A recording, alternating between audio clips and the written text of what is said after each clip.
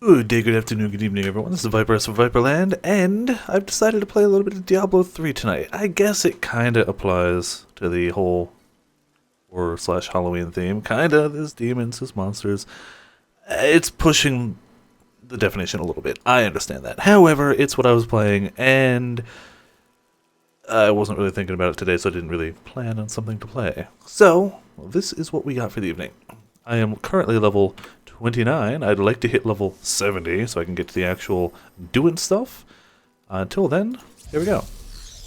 I am currently on expert difficulty. I may adjust that down if killing goes too slowly. My gear is terrible. My follower's gear is worse. That's where we stand. I don't have an endgame build in mind for this character yet. I do have to adjust the volume a little bit. I don't really have an endgame build in mind yet. We'll see. I like Crusaders, and I think I'll probably go with like a Thorns build. I know those are supposed to be pretty good. I'm kind of just using whatever skills I have as I level. Nothing crazy. When in doubt, keeping a Massacre bonus going is wonderful, so I hear. I've also been away from Diablo for a while. I've not played much of it at all, so yeah, I don't have great single target on this character at this moment. So yeah, keeping that kill multiplier thing going higher and higher is fantastic for experience. I had heard that before I started the season, and it has proven to be true. I have proven to be terrible at it. It's proven to be very beneficial if you can get it to keep going. Hit the wrong button, and there you go. So I got 2.25 times experience from everything I killed along that path. I would have liked to have gotten that higher, though. But hey, whatever. It is what it is. When I hit level 70 and I start finding gear, I'll tailor whatever I'm doing to that gear, presumably. Again, I'll probably end up with a Thorns build. I like Thorns. It's simple, it's a interesting mechanic, I think. It's simple. I tend to go for simple power in this game, as opposed to complexity. But I could change that. Who knows? I don't really know other Crusader builds at all, though. And even the Thorn one, it's been a long time since I played this game, so who the hell knows? I hardly remember it. I just remember there's a set that works really well with Thorns. That's it. Did level? It's like, oh yeah, 30. We got a new passive slot. Hell yeah. That is always a plus. Alright, I'm just trying to clear a path so we can actually use that. Patience. Burninate all the things. And I may as well keep going while my kill streak is running along. Early levels with the Crusader went a lot slower than this. Thankfully, with a little bit of gear, not drastically anything great, but just a bit more, and some passives that help with whatever the resource is called, I don't even remember. Yes, keep it going. I want to see if I can hit 100. I don't think I've hit 100 yet. Nope, 77. Alright. Called Wrath. Should have remembered that. Also, fun note, I have met the voice actress of the female Crusader. This is Jennifer Hale, who is in everything. But a lot of people, me included, know her best as FemShep from Mass Effect. Or, if you want to go back a little further, as Sheena from Tales of Symphonia. So let's see, we got a new Phalanx. Phalanx Bowman is actually pretty decent. I don't like it. I don't know if it's worth trading out Steed Charge, but screw it. We'll move a bit slower. Law of Justice is Resistance, and Hope is a shield, and life per second. So far, I'm keeping it where we got it. I have to actually click on the damn thing. Alright, fine. I like Falling Sword, but I also like Heaven's Fury. So, screw it. We're going to do Heaven's Fury. I like that. For the moment, we have Heavenly Strength, because why wouldn't you want to wield a two-handed in a shield if you had that option? So I'm doing it. Righteousness for the Wrath generation, that's what I was talking about. And now we can have armors increased by percent equal to your shield block chance. That's not terrible. Amount of damage dealt by your weapons increased by 10% whenever you deal holy damage you heal.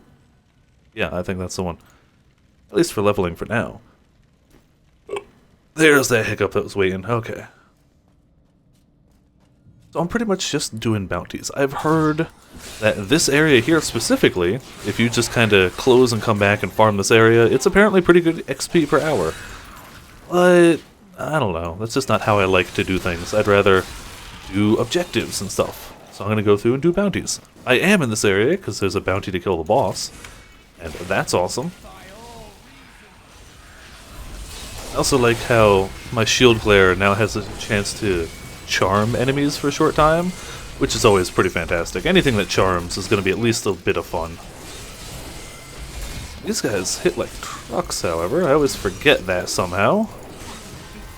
There we go. 24 kills, yeah, that's going to fall off. Whatever. We're almost at the boss anyway. Theoretically, I could have just run through, but again, why not murder all? Kill these guys off and see what we got at that level. I'm gonna have to go back to town at some point soonish and check. Yeah, I'm not in combat though, thank you game. Justice and Crack is pretty handy. I like Slash so far, but Justice is not a bad one. I'm just kind of... Actually, hold on. This right now is Fire. Justice is Holy. Crack is Holy. I regenerate health for doing that. So screw it, let's do that. Shield Glare, we got a new Judgment. I never really liked Judgment too much. I really like Shield Glare or Iron Skin for like later game stuff. All Valor, we're keeping... Hello, Vintage! Welcome to Viperland and the chat on this fine Diablo evening. Yeah, we'll do that guy. I've been away for a few seasons and I kind of decided this one started, what, yesterday? And I played a bit before streaming and a little bit after, not very much. I was like, screw it, I wanted to play some of this tonight. I didn't have anything else set up, so here we are. Diabloing it up. Me and my Crusader self. I love the Crusader. Jennifer Hale, plus shields, plus badass armored woman. Hard to go wrong with that combination. Very, very hard to go wrong with that combination. We clearly are not a single target damage machine, however. So, this guy doesn't die. Which is why, like, I had seen guides and stuff like how to get to level 70 the fastest in the season. They would all just be facepalming at what I'm doing now, of actually killing bosses and doing bounties. And I'm like, no, this is how I like doing it, so... I'm playing this season considerably casually anyway. Some people are super hardcore. That's awesome. I'm impressed by that, but that's not how I'm doing it. Especially not with a bunch of games coming out next week. Or 2 games. The World of Final Fantasy comes out, which I'm very interested in. I don't think I can afford it when it comes out, however. And the DLC for Dark Souls comes out on the same day, which I can probably afford. I like the Demon Hunter. It's just... I don't know. I never did well with them. It's a good class. I've just never done well.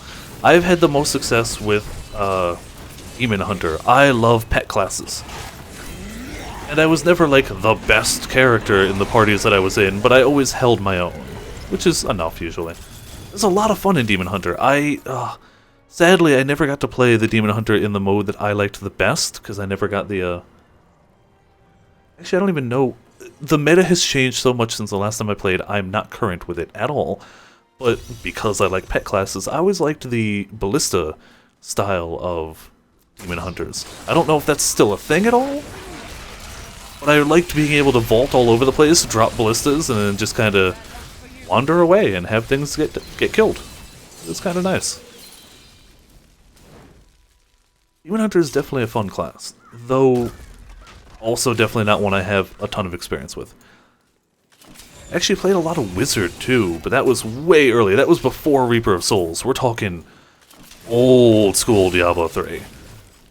Back when there was the real money auction house and the game was, let's be honest here, god-awful. Anybody who says Diablo 3 before Reaper of Souls was good either had a lot of money and didn't mind spending it on video games, or is lying to you. Those are the only options. It was terrible. The drop rates for everything was abysmal.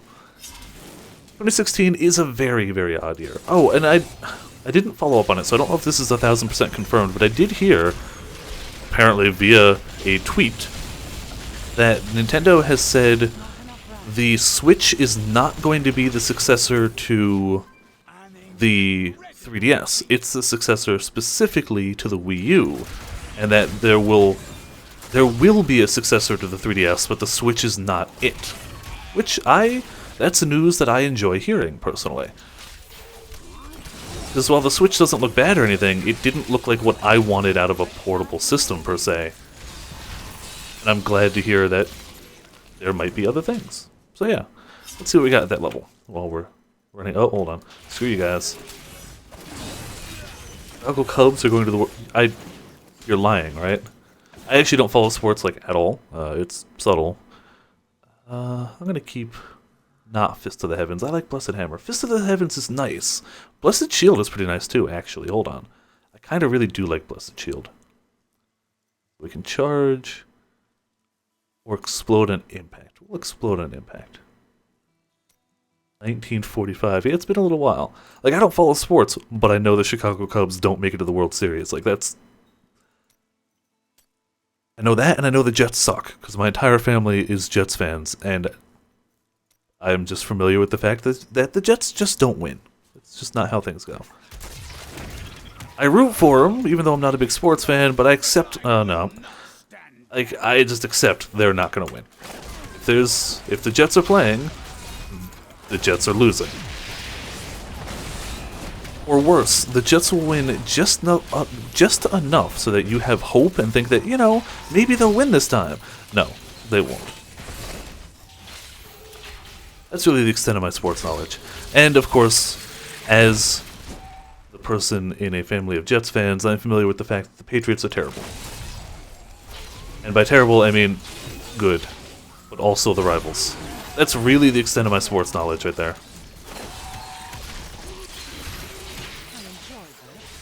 So yeah, that is by default already strange. Oh, I love the slow-moving hammers. I actually kind of like just finding a, I can't remember the name of this type of mob, where they have these slow projectiles aura around them. But I like them. Just because it's fun to watch. How's our inventory doing? Full. So let's go back to town.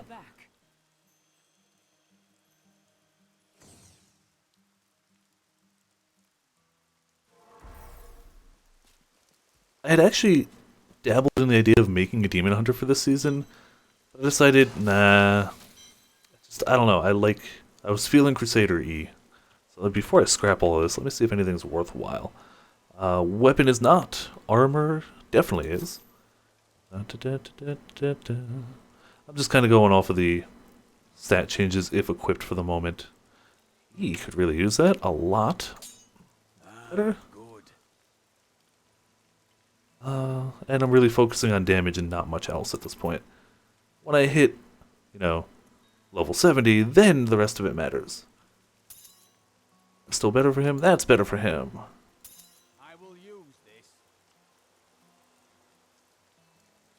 I can't click the video right now just because it's going to start playing and playing loudly, but I believe that it would be awesome, whatever it might be. Alright, so those are there. And of course, sweet Reddit Karma is fantabulous. It's hard to go wrong. I have to get these gems out of the way somewhere. Yeah, okay, I've already got the best ruby I can in my helmet, which is also fantabulous. Handed 29. Yeah, we can craft a level 32. Perfect. There we go. That'll be a big, beefy, two-handed beat stick. Yeah, even without a socket, it's better. Let's see if we can craft one with a socket, just for that extra oomph. 5, 45 in toughness and recovery. Screw it, we'll just take that one. I don't care. Scrap the rest and keep going. It's a commercial from MLB. Okay. Yeah, that'll definitely get you some sweet karma. Hopefully, at least. Get rid of that guy. I'm not even going to worry about the gems I got so far. So, great, let's go to wherever. Doesn't really matter which one I head to. I'm saving all of my chests, so when I hit level 70, I can just crack them all open. I honestly don't remember if it works that way. I don't remember if it rolls the items that you get from the bounties, like, when you open them or if it rolls it when you acquire them. But either way, we're going to be cracking those when I hit 70 and just get a whole ton of whatever comes of it. Let's just keep burning all these guys. Throwing shields. Get to play Captain America for a little bit. I still kind of prefer Blessed Hammer, but that could just be my, because I played an infinite number of Diablo 2. So I'm used to seeing Blessed Hammer. Alright, you guys. Let's keep the bowmen going. La-di-da. All them dying out. Well, I live forever, clearly. Yeah, this new sword helps a bit. Oh, don't run out of time. There we go. Wonderful. Cleared 5 waves, so bonus chest. All the loot. And off to here.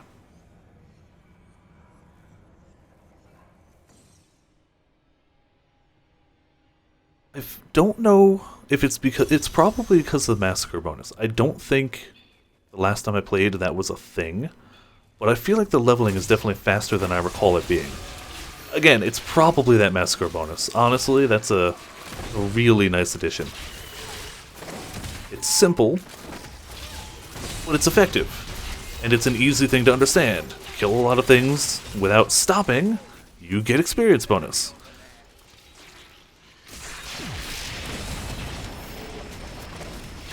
Okay. Unfortunately, now that I don't have my horse, it's a little harder to keep that streak going between packs. So that's a downside. As I said, I can just leave my phalanx behind. Let them do it. Alright, let's kite this guy around. No, egg sacks, those don't help.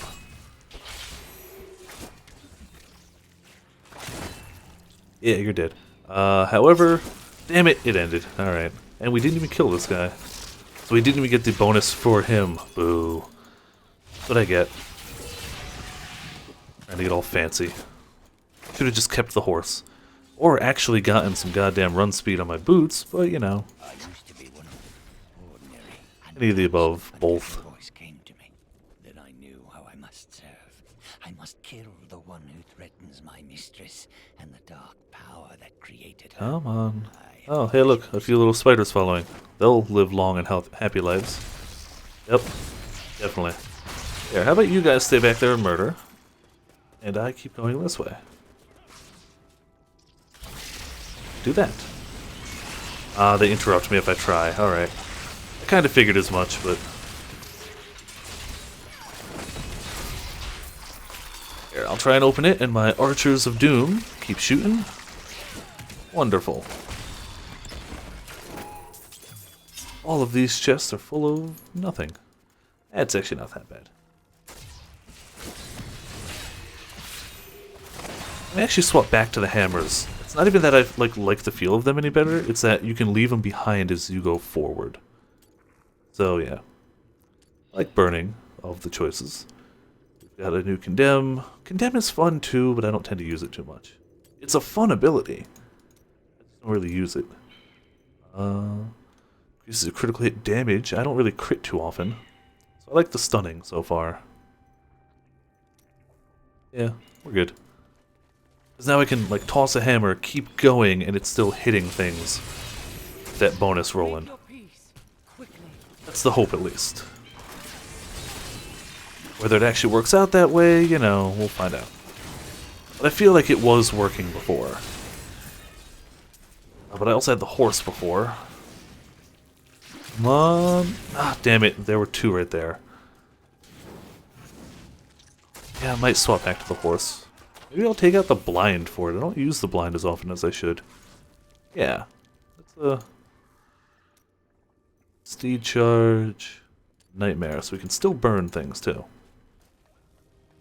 Wonderful.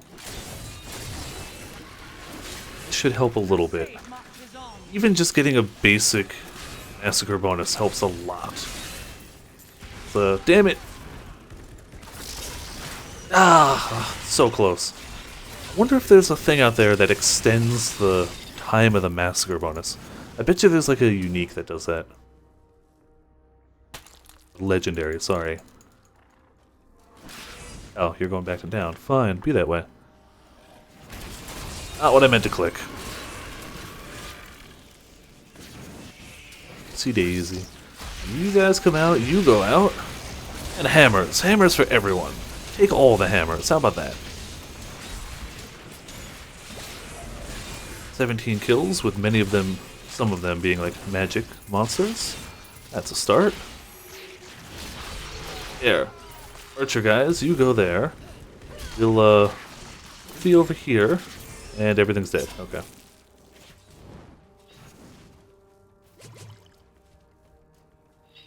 Imagine this strategy works a lot better in more crowded areas, i.e. not here. Open in egg sacs. Oh, hey! You guys can get exploded. I'm okay with that. Oh, you shielding buggers.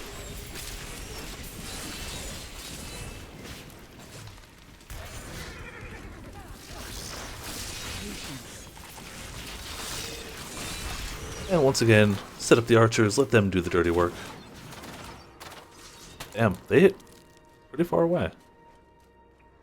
So it's 5 of 6, we got 1 left here, and then 1 more bounty, and we have finished Act 1! Yay!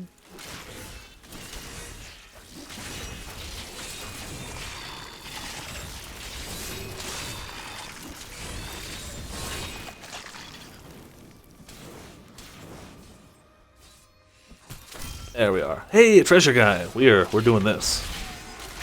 There we go. Let's make sure you got a little bit of hurt coming in. A lot of hurt coming in. I know they've added new types of treasure goblins too. I remember that. I remember hearing it, but I haven't spotted any of them yet. The last time I played, they had just added the Blood Shard Goblin, I think? And a few others that were like it. Alright, we're technically done here. Let's just drop these guys to protect me and head to the last spot. Don't interrupt me, don't interrupt me. Perfect.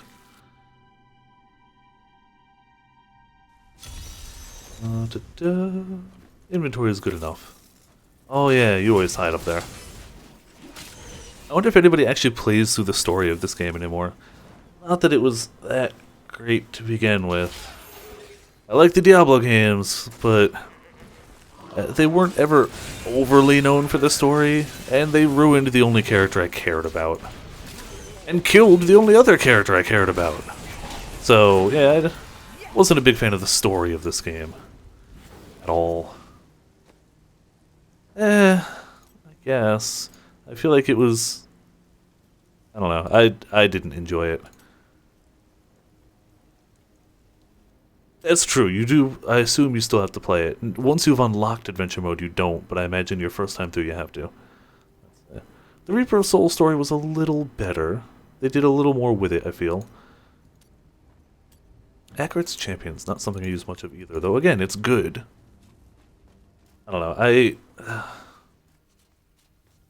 yeah. They screwed up Tyrael. They took Tyrael as the most badass character, the coolest looking character in all of Diablo 2. The first time you saw Tyrael, you went, holy crap, this is the guy. This guy is amazing. And they took him and went, he's a dude.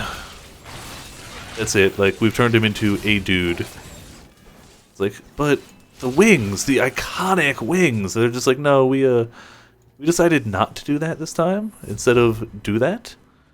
We thought that might be a good idea. Oh. Oh. Okay, there's the Blood Thief. It's, where did he go? He's running away. Come back. Alright.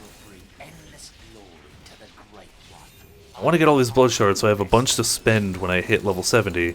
Though I don't know what I'm going to be spending them on. Again, I have no real... I don't know what I'm going to build this character into. That's one of the good things about Diablo. It's one of the things I like and don't like. I like being able to plan a build out ahead of time and, like, having you...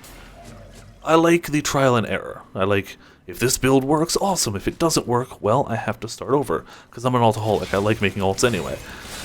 But at the same time, I can definitely see the benefit of a more relaxed, well, I don't know what I'm going to build, but I can swap it pretty much at a moment's notice. Sure, if I knew the build, I could start actively aiming for items the second I hit 70, so there's a benefit to it, but even without it, I can swap my skills any time out of combat. It's that simple. So it's pretty awesome, actually.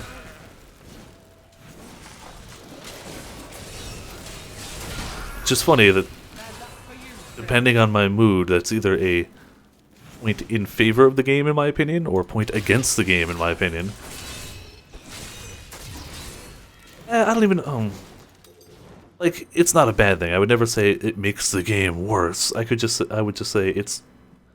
usually what I'm looking for is more of the Diablo 2 / Path of Exile style, where you make a character, you build that character, and it goes well or it doesn't, and you try again. Sure, in both cases I end up following build guides anyway, but I don't know. Just, yeah. I know nothing of the new Sword Art Online game, but I do know that when that game comes out, they're doing a crossover with the mobile game I play. They're doing a Tales of / Sword Art Online crossover. So they'll have like a Mila in Asuna's clothing, and I don't remember who else. They got somebody in Kirito's outfit, but I don't remember who. So apparently those units are going to be powerful too, so I'm excited for it, but for totally different reasons than you are.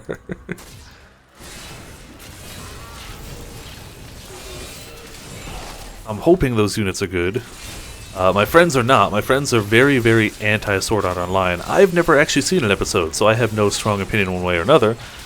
They don't like it at all. Or, they didn't mind it like Season 1, but apparently like Season 2, it starts going, in their opinion, very downhill. Again, having not seen it, I can't really add much to this, other than the statement of some people don't like it. So they'll be a little sad if the units end up being powerful, but I just want power on my team. I don't care how it comes to me. As long as my team gets powerful, it's all the same to me.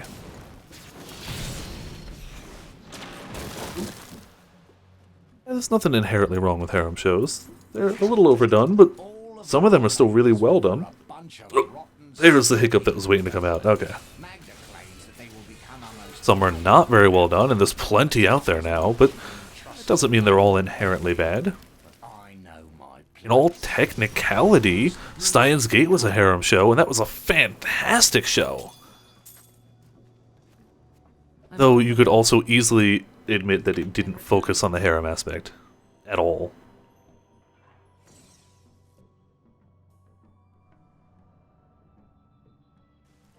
I really do know almost nothing of the show other than the absolute basic premise, and I can like recognize the characters. I know the designs. Shield with better damage? Sure, that's enough. Yeah, yes it is. Ah, damn it, I keep finding better helmets, but this one gives me 20% experience, and it doubles the effect of the gem socketed in it, so it's really 40% experience. So the lack of stats is still actually kind of okay by me. It's really that much better. Just to have... yeah, we'll do that. We'll socket uno and dos. Make it really good. Hey! We got a season journey. So as you go through, there are challenges you can do, for those who haven't done recent seasons. As you do more and more challenges, you get benefits. You get either bits of a set, like you can get guaranteed set pieces, which are awesome. You can also get... let's see, is that better for him? Sure, it's good enough for him. Yeah, well, it looks like they got a nerf at level 70, but it still looks like it's not a bad thing for leveling. Like, I can see now how it might be, like, it used to be, that's what you put in a helmet. Period, done. You used an experienced gem in your helmet for Paragon leveling. Period, done. No questions asked. If you did differently, you were stupid. Now it looks like you have options, and that's kind of cool by me. But they're still good for leveling, which is also cool by me. So we got a little bit of a stash here, slowly but surely, opening that up. When I hit 70, I just want to crack them all, just see whatever happens. So what do we have to do for this first bit of the seasonal journey? We have completed a rift. We completed 5 bounties in one area, did that. Socket 5 gems into gear, apparently did that. Reach the blacksmith to level 10, we'll do that with money as time goes on. Raise the Jeweler level 10, raise the Mystic to level 10. Again, at like level 70, we'll have enough money for that. I'm not rushing it now. Kill the Siege Breaker. Okay, that's specific, but easy enough to do. Kill Magda, and reach level 50. So if we start doing stuff as the Crusader, which we're going to do, we'll get bits of this. Your Barbarian build on PS4. So oh, I've never really played a Barbarian. Like, I like the Barbarian idea, but I don't think I've ever played a Barbarian to level 70 in Diablo 3. At least not since Reaper of Souls. Let's see, every use of Blessed Hammer that hits an enemy reduces cooldown of Falling Sword. Take 50% less damage 8 seconds after landing. Increase the damage of Blessed Hammer. Okay, so the set they're going to give us is a very hammered-in based one, which is actually pretty cool by me. I like that portrait frame, though I kind of like the one I've got. I want those wings, but that's way further on. I think you have to get really far for the wings, and I probably won't get them. You have a belt that gives armor based on number of gold. Yep, gold rat belt. Yeah, I use that a lot. I used to use that on my witch doctor. This is way back when, so I don't even know if this is any different now, but I used to have a specific like pet witch doctor, and I would use that along with the offhand like frog mojo that upped your gold pickup radius by like 20 yards or something obscene. I'd have such high defense because I'd have a wall of pets blocking me, and I'd have a pickup radius of crazy levels, which would add massive amounts of defense. And it wasn't immortal or anything, but it was tough. Are you snakes gonna... There you go. I don't know how this build's gonna do against the boss. Again, this is not a single target setup at the moment. But we'll try. May as well give it a go. Let's drop these guys. Oh, no, damn it! I was hitting targets! What the hell? Alright, well, I guess we'll do it this way. You have a legendary damage has a chance to cause enemies to explode into gold. Yeah, that's the Boon of the Hoarder, I think. Yep, that was, and I guess it still is a fantastic combination. I mean, I don't know if it's the most useful. I don't follow the metagame at all now. But it was always just enjoyable. It's great to see things explode into money, and it's even better when it directly benefits you for reasons besides just the gold. Kinda hard to go wrong with that. I definitely use that on my witch doctor. You could see it being really helpful on a barbarian or insert any melee class here, for the same reason, because you need the defense, you're a melee class. Yeah, Belial. This is the only fight that is drastically different between... Hey, somebody's the first one in the Americas to unlock Dynasty. What's that? Let's see. First person in America is to reach Greater Rift level 55 solo with the bonus of 6 of the following class sets. Holy crap! In hardcore? Alright, it's worth noting, it is currently... Hello, Conquer. Welcome to Viperland at the chat, by the way. It's just about midnight my time on Saturday. This season started 8 p.m. my time yesterday. So it's a day and 4 hours. So 28 hours this has been out. And somebody has hit Greater Rift level 55 solo with 6 different sets in hardcore. That's insane in that time.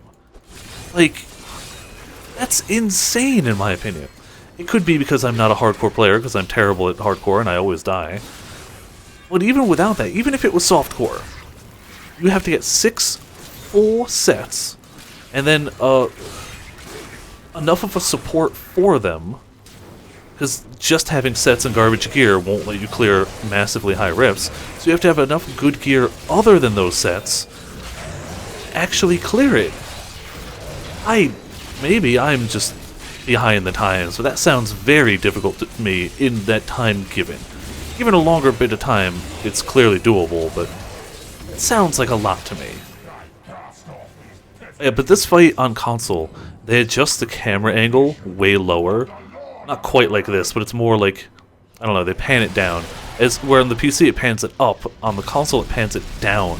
And it makes it feel so much more epic, even though mechanically nothing has changed. So I played a bit of it on console, not Reaper of Souls, just Diablo 3. Because I played couch co-op with some of my friends, and it's fun. I never ended up getting Reaper of Souls for PS3 or PS4, but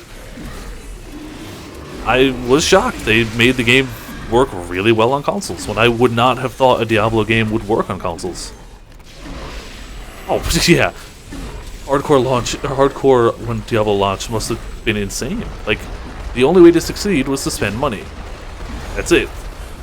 You spent money on legendaries. If you didn't, you died.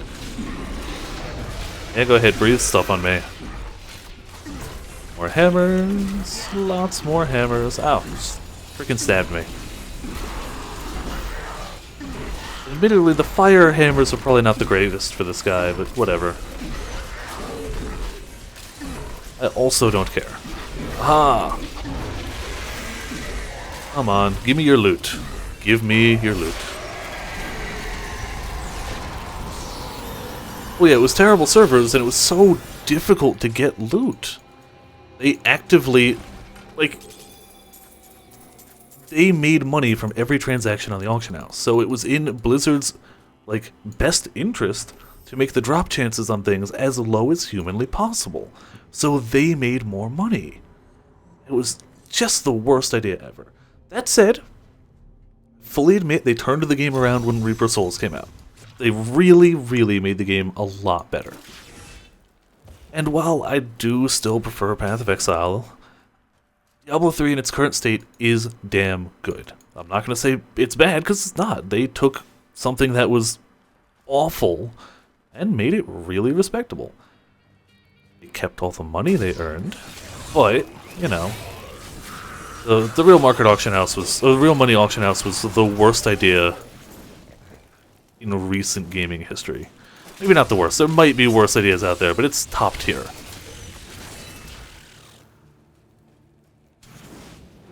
Oh yeah, I forgot XCOM 2 came out for PS4. Thankfully, like, that's an easier one. I mean, I'm glad that they work. Don't get me wrong, games on PC are fantastic, but if you can't afford a PC that can run it, put them out for multiple systems. XCOM 2 is a great game, and anybody with the interest to play it should. And now that it's on more than just PC, they can, which is fantabulous. Game is hard as nails, though. It's a great game, but don't expect to be beating it. I've never beaten it. Yeah, that should be fine. I will wait before playing that game, though. I got burnt really hard by, what is it, Beyond Earth? The space one? I got that the day it came out, and I was like, yeah, it's gonna be Civ in space, this is great. And it was just lacking. It was not... I mean, I'm not gonna say it was terrible, because any Civ game is at the least okay. But it was not what I had hyped it up to be. I ended up finding a much better space-type Civ game for considerably less money, and so I just stuck with that. If you're looking for a Civ-type game that has, like, space-type stuff, but also maybe a little bit of fantasy to it, look for Endless... what is it? Endless Frontier, I think it is? Yeah, it's one of the Endless series of games. It is phenomenal! Yes, Beyond Earth should have been an expansion, 1000%. Or less expensive. It should not have been a full-price release. At all. That was stupid. And I bought it as soon as it came out, and I regretted it. So I'm gonna wait for Civ 6. It looks good, but honestly, they're gonna put out DLC that'll make it way better. So I'm gonna wait for them to put out some DLC, it'll go on a sweet Steam sale, and I'll get it then. That's my current plan. Civ games, while I love them, they're not something I love so much that I really need to be getting it day of release, at full price. They're even better when you get it cheap, because you get so much, like, value proposition. Yeah, I don't think... does the PS4 have any CD builders? At all? Alright, we still gotta kill 13 dudes. Tropico, okay. Yeah, I've heard great things about City Skylines. I've yet to actually play it, but I've heard very good things. Alright, let's keep murdering. We gotta kill a few more, and these guys should help with that. There's the bounty. But let's finish them off anyway. I heard City Skylines was everything that SimCity wasn't. Or the new SimCity, not the classic, but the new one. Classic SimCity everybody liked. New one, not so much. Inventory is kind of full, but we should be able to hit one more area.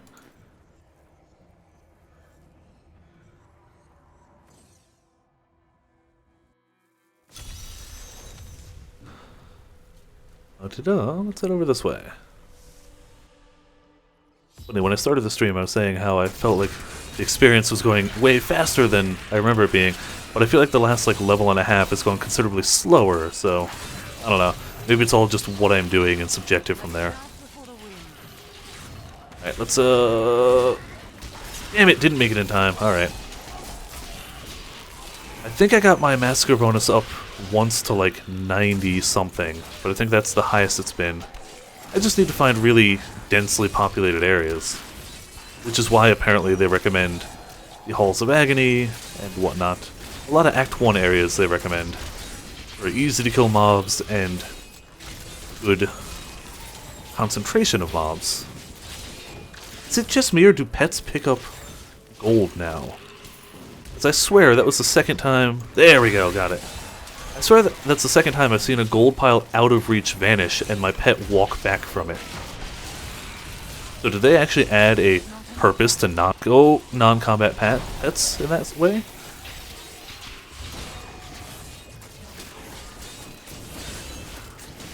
Ugh, yeah, like, people have to make things always online now, because that's how you get DLC. If it's offline, they can mod it, or... Excuse me, hiccups. Do something and get all that DLC stuff for free, so you can't charge them for it. They did a lot wrong with that SimCity game, and it wasn't just always online, though that was a big part of it. Yeah, the small plots, that's also it. Limited resources. Like, if they gave you the option to trade with other players, if you opted onto online servers, cool, that's a nifty mechanic. When you have to, because your already tiny plot of land doesn't have the ability to do it, and you have to be always online with shitty EA servers, then you've made a mistake. If it was an optional thing, that's kind of cool. I like it as a concept of an optional thing. But when it's being forced, that's different. That's very different. Get these chests out of the way, just in case. And then go to sell.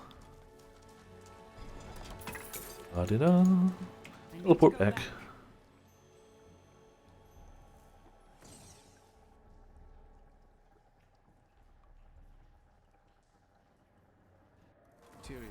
It's been interesting to see all of these places. So much about your adventures with fire skills. Technically, we are using fire skills for a bit of it, but all I care about is the damage right now.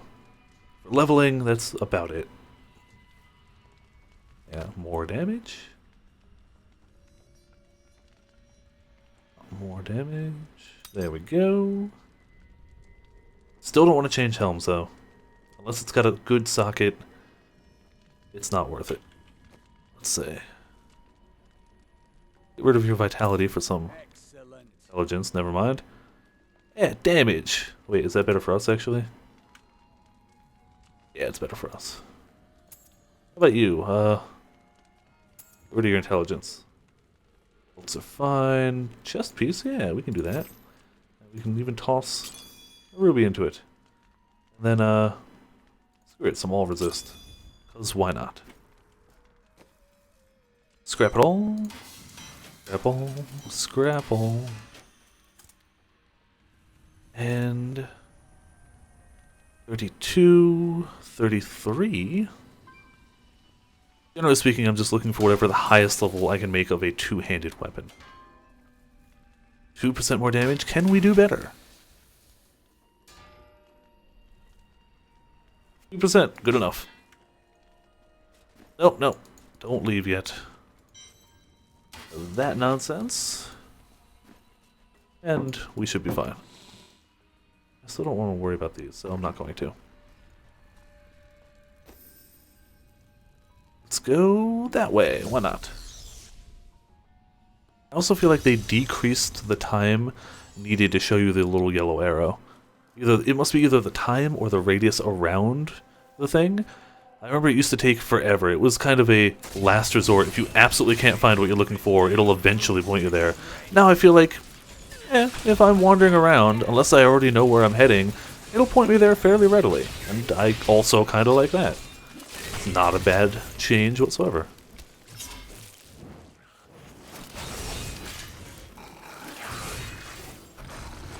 Alright, hey, look! It's a big worm. Let's deworm the ground. And then go into the portal. Cave of Burrowing Horror. So we just have to hit level 2 and kill all the enemies there.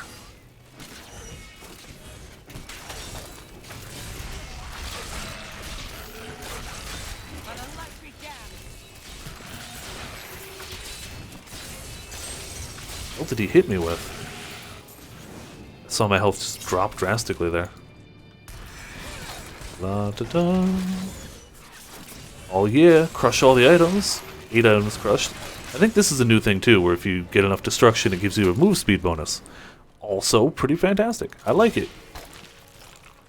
The little things, they're not game breaking or anything, but gives you a reason to break shit, and gives you a bonus for it. I am all for that.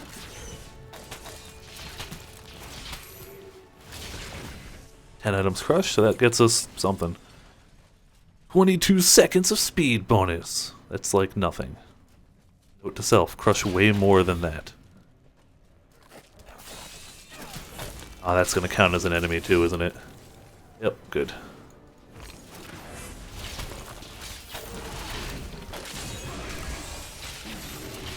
Oh yeah, gotta love experience shrines. Oh, don't want to stand there. Here, archers, do all my work for me. While I just loot things. Fine, you do some work for me too. So we need 7 enemies remaining. Oh, if we didn't spawn those wouldn't count. Right? That's good. I like that, actually.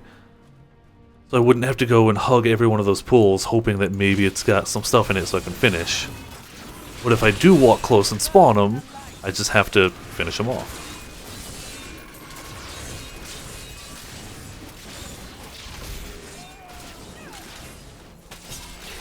Oh, I guess those hits just don't count. 1 enemy remains. That's Hello, Issa. Welcome to Viperland and the chat on this fine Diablo-filled evening. Yay! We have the level. Smite is not a bad one. I don't use it as much, but it's cool. It's a ton of enemies if you do that one. Blessed Hammer Limitless is always fun. I'm going to use it just... I like it. We'll just tap these so we see them. They're not marked as new. Horses for days. I don't want to recover. Air. We're going to keep that as it is. Yep, more laws. I guess I just haven't checked this in a few levels, have I? Grows to encompass more area, as opposed to doing a little more... Yeah, let's do more area. I like that. What else did we miss? Falling Sword, don't care. I don't think there's any of these I'd want to swap right now. Extra phalanx damage is cool, but not enough to swap out. You play Pokemon?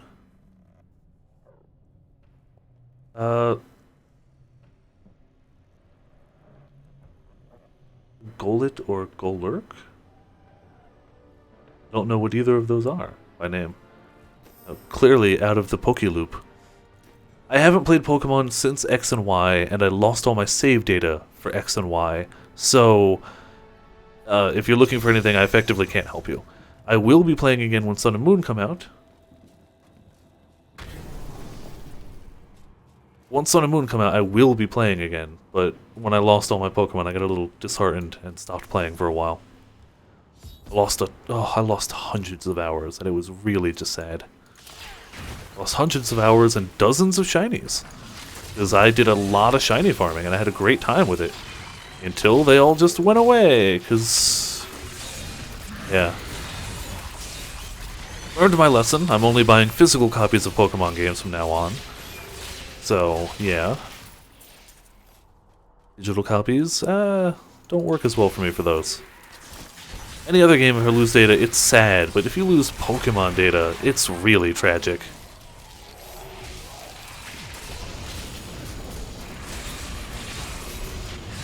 Like, that's a legit, like, I don't know. It's stuff you've done. Any save data is, but I don't know. To me, it feels different for Pokemon.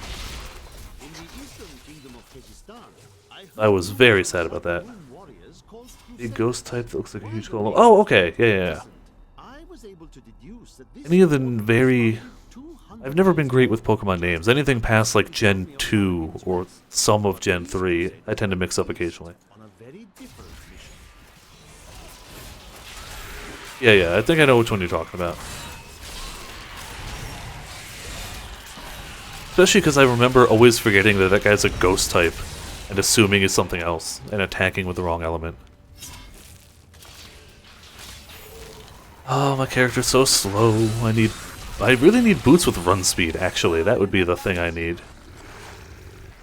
Would help drastically.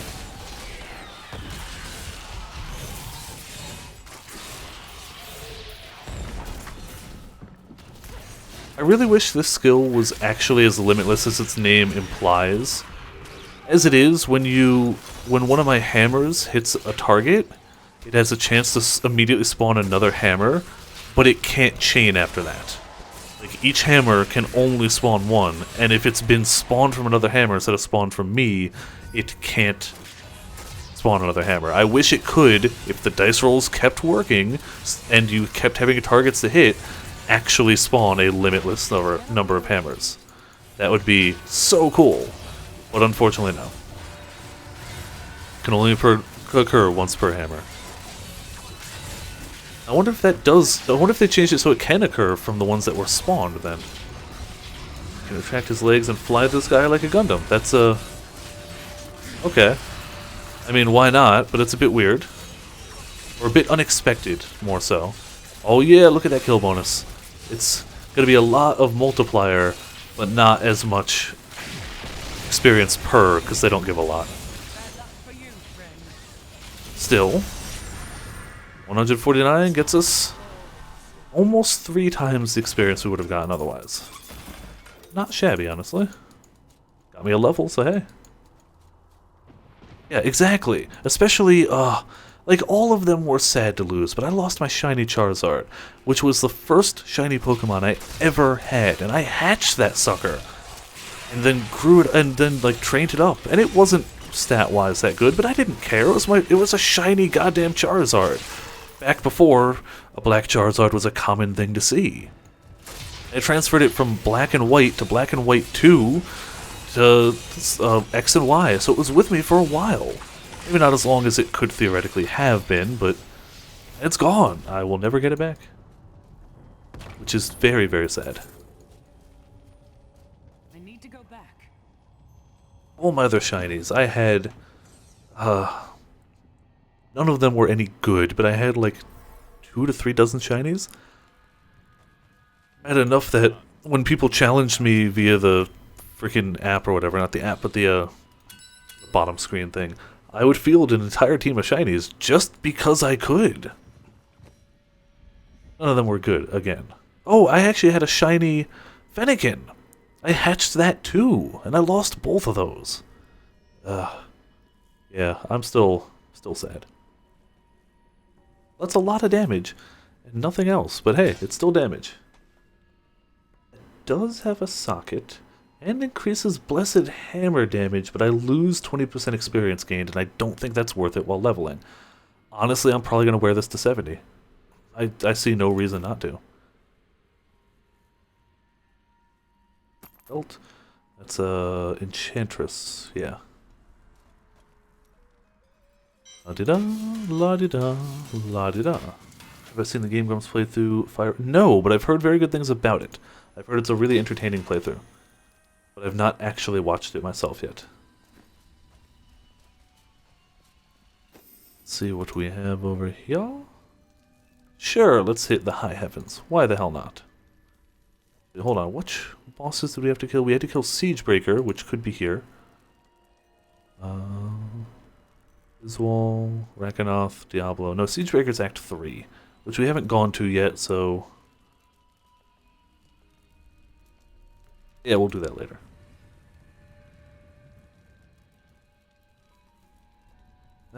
Good luck. Let's see, Aaron wanted to beat the Elite Four. Yeah, I saw bits of those fights because I watched their monthly, like, best of. So I saw little bits of that last bit. Kill Iswal. Sure. I like to start with the boss just because why not? There's no real rhyme or reason to it. I just kind of go, hey, look, there's the boss one. I'll do that first. You are free now, angels. Yeah, we untormented the angels.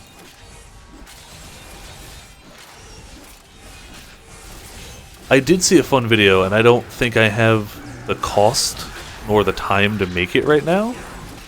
But I saw a video of somebody who made an AFK build in Path of Exile, which, if once you have it set up, it's fairly inexpensive now, apparently. And it's got so many defensive layers and stuff that it does, and leech and whatnot, and it does so much of its damage based off of when it takes damage, that you literally just stand still in a boss room, and it does the fight by just happening. Hey, a flail! Damn it, it's not a two-handed flail, though. Maybe it's still good. What is it? What is it? It is not as good as our weapon.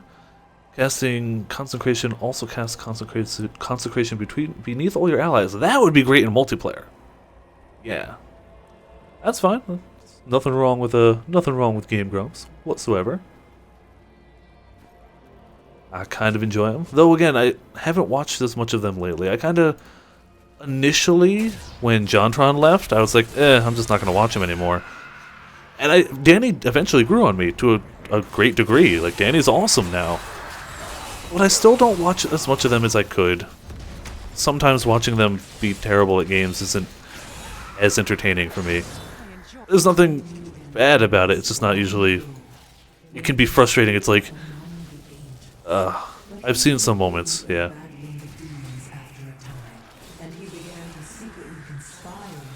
I liked JonTron, he was awesome. And I miss him.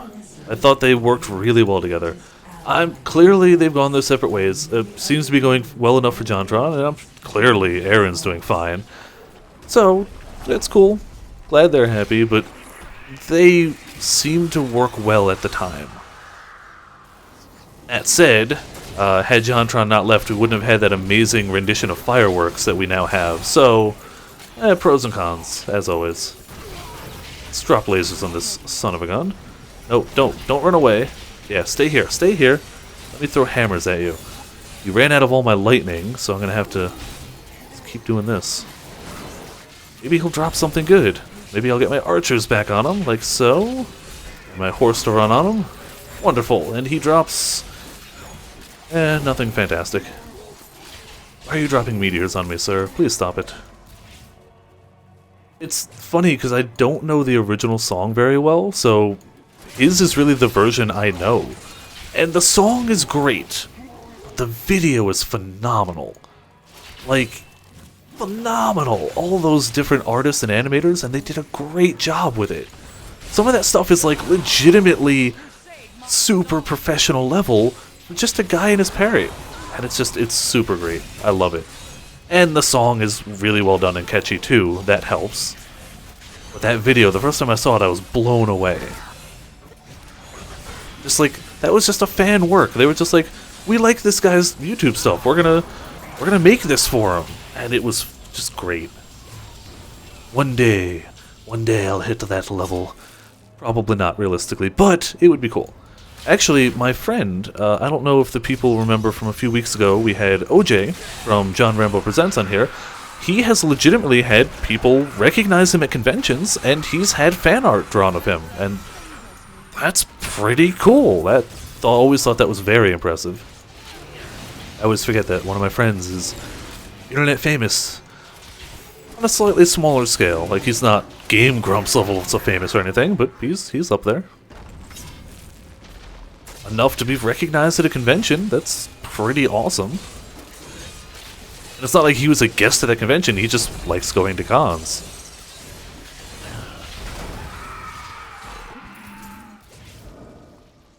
As many people do, me included. Oh, that's pretty cool. Yeah, if you make stuff, that's another way a lot of people will find you. Especially if you make cute things, or awesome things, or a combination.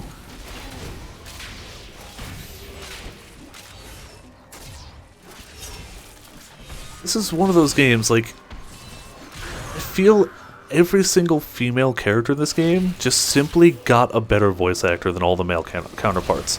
Which is a shame, because all the characters I've played in this game, male or female, they've all been well done for voice acting. But they got freaking Jennifer Hale for the Crusader. They got...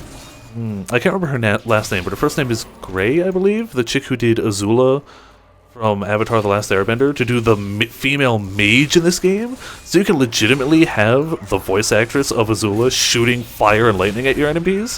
Which, by the way, is amazing, and anybody who plays Diablo should experience that at least once. And it's just like, the male counterparts are good. They are very good voice actors.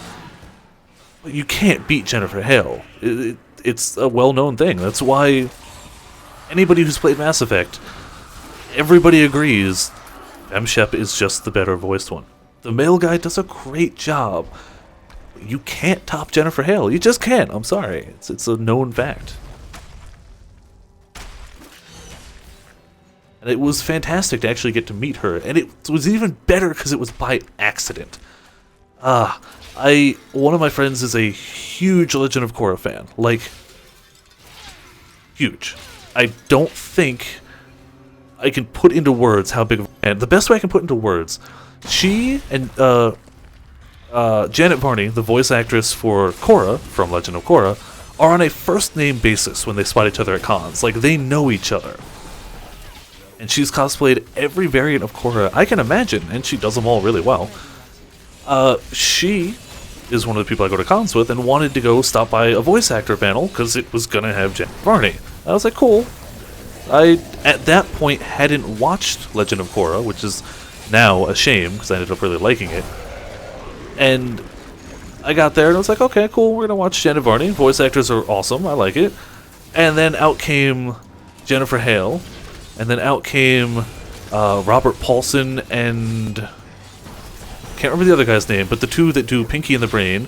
And then out came the guy who did Invader Zim. And then out came the guy who did Gurr on Invader Zim. And I was just like, I almost didn't go to this panel. If I had missed this panel, I would have missed my entire childhood in one room chatting with each other. And it was the most glorious thing to ever happen so far. Except perhaps maybe the accidental bumping into Carrie Walgren in an elevator at the Con Hotel moment. That was pretty good too. I have not seen the painting dog on Twitch, but that sounds pretty fantastic. Sometimes I forget that there are things on Twitch besides gaming, and some of it's pretty fantabulous. But I have not seen it. It does sound adorable, however. And I would imagine that is a very popular channel. I would hope, at least. Alright, is walls down, and we have probably nothing. Nothing! Well, it's all leveling stuff anyway. Even if we got legendaries now, it would be wasted, because... speaking of legendaries, let's go pop this stuff back.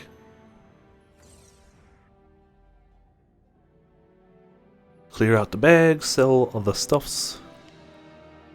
Come on. Loading. There we are. First, is there anything we can use? Damn it, I'm keeping my old helmet. They really want me to get a new helmet. Really not doing it. Just dropping helmets. Damn it, freaking helmets. I still don't think it's worth it yet, so I'm not doing it. Oh, there you go. 5% damage. Scrap all this. I was going to say sell it. Takes tons of puns, I assume? You meant? Or muns. Money. Never mind. Took a second. Yeah. Yeah. I mean, I have some fairly generous followers as well. You can see at the bottom, my most recent one is there, but one day people found out that with donations or tips or whatever you want to call them to my channel, you can also pick a song to play, and some people went a bit crazy, and somebody actually donated $50 in order to play the Bayonetta 2 song. Was it Bayonetta 2? No, it was Bayonetta 1. It was Fly Me to the Moon, the Bayonetta version, during some Monster Hunter hunts. And that was both epic as hell and super amazing, because from a guy who works a job that doesn't pay as much as I'd like it to, $50 is a lot. Alright, they're topped out. So, I don't make painting dog money, but my fans are pretty fantastic. Even fans that don't donate. I'm not trying to be like, oh, you guys are way better when you give me money. That's not what I meant to say, but like, you know. My fans in general are fantastic, but the fact that somebody thought I was deserving of a $50 tip was just phenomenal. I'm basically a cam girl. It's a well-known thing. However, since it's a face cam, it's more like people are just here for my voice. I've actually been told by one or two people that they're like, oh yeah, I forgot why I followed you. Then I came back in, it's like, you're the guy with the voice. And I'm like, I guess that's me. I also try and have an atmosphere of like a fairly drama-free Twitch. There are plenty of people who are high drama, high excitement, and there's lots of people looking for that, which is wonderful. Not everybody is, so I try and keep a more chilled atmosphere going. And since I'm not massively huge, it's great because I get to actually interact with my chat. I don't have to worry about like stuff being sent to me only by like a chat moderator or something. I can just check the chat and interact. I rarely miss stuff in chat, though on the busiest of nights sometimes things get by me, and I kind of like that. Not to say I'd hate if I got to the level where like I could get Twitch subscriptions and I was making actual money. I would love to quit my day job and play video games. That would be phenomenal, but I don't expect it in any way. I'm not really even aiming for it. It's just kind of one of those things, if somehow lightning struck and suddenly I became massively popular, I wouldn't argue against it. But I mean, I have like, I think I'm up to 300 and something, 350 plus followers on Twitch, which is way more than I ever thought I'd get. When I started out, I was shocked to get like 3, and now the number's slowly growing. It grows more when I play Monster Hunter. Most of the people follow me for Monster Hunter, which is great, and I love me some Monster Hunter. But I like playing other games too, and I like branching out. I've always made it known that this is a general gaming stream, not just a Monster Hunter stream. But I do take into account that a lot of people follow me for that, and that I love playing it. So I have usually Tuesdays and Thursdays are dedicated Monster Hunter evenings, which are always fun. I always have a great time hunting with viewers. There's so many people showing me different sets, different ways to hunt. We always have a damn good time. It's always good. And it means that I'm not like set to a schedule for the whole week. It's really just for 2 days out of the week. The rest of the week I can play whatever I want. Sometimes it's Monster Hunter, sometimes it's not. Come on, last guy. There we go. That should be a nice experience bonus. Damn it, not a level. Ah well. Still not shabby. That's the funny thing, like, I'm not a cam girl, but you know, clearly, if somebody was like, hey, have a face cam, we'll pay you money, I'd be like, you know, okay, I'll get a face cam. Honestly, I have a webcam, but it's busted. I thought it was the webcam, but apparently the more recent Windows update has broken webcams for a ton of people, so it might not be the camera, even though the camera itself is like 4 years old now, so it could be the camera.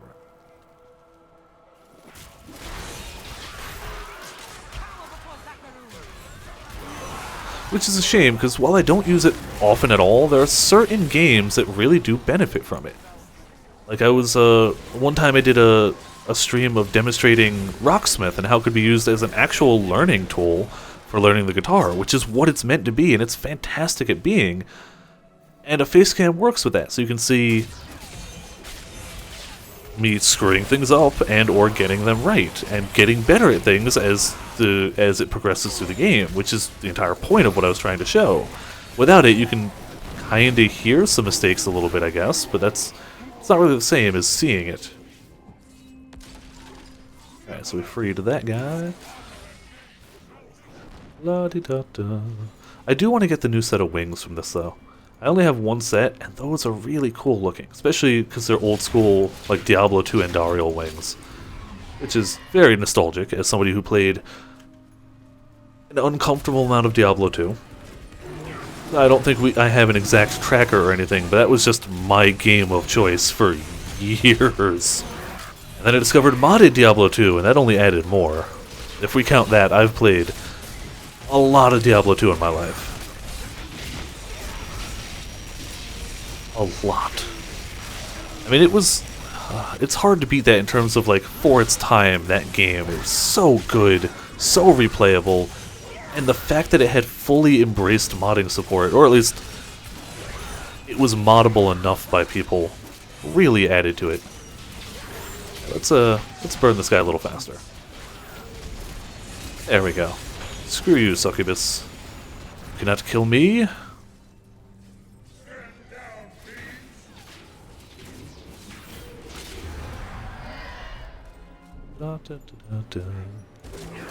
Yeah, I'm fairly sure there's nobody out there that's like offering to throw me money for just being partially disclothed on camera. But I'm not gonna lie, sounds like easy money. If it was just like, hey, the internet in general thinks you're attractive. If you just kind of be teasing and half-dressed on camera, we will shovel lots of money into your account. I don't think I'd turn it down. I have really no shame in saying that. I'm comfortable enough with my body that I'd be like, well, you know, whatever. Fairly sure nobody out there is looking for that. And I tend to have a little more fun playing games instead. But if somebody was like, hey, we'll pay you like an uncomfortable amount of money for this, for being not very uncomfortable, it would be a tempting proposition.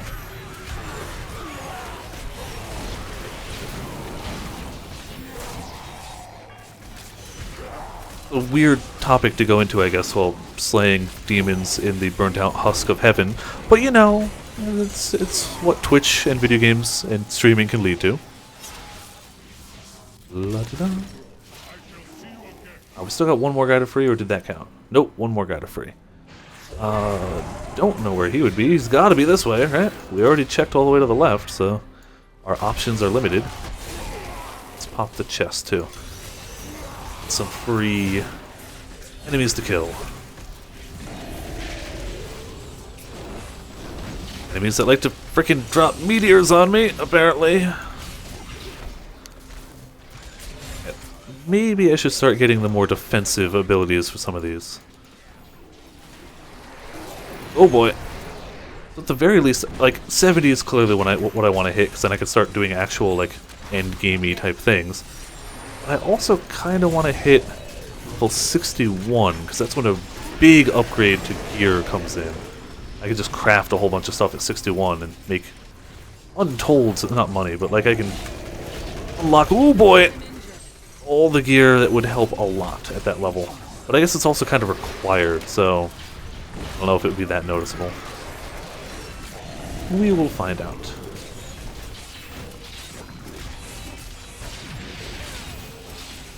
I said, I don't remember where I started tonight, but I think I started at like 22, so progress is being made fairly steadily. Smash them a little bit. Got my Archers of Doom. And free an angel from a bone cage. You know, the usual everyday stuff. Nope, that's a meteor. Don't hit me, don't hit me, don't hit me. Beautiful. And level 42. And they dropped a chest for us. Well, very nice of them. Gear's looking fine. Let's see what we unlocked. Hammer seeks out nearby targets. That's okay, but I kind of like crack. I like it splitting. We don't have a new Blessed Hammer. I kind of want to keep that for now. We do have a new Steed Charge, but I like Fire. Also have a new Provoke, whatever. Phalanx is not new. I mean, I am going to swap laws as an oh shit button.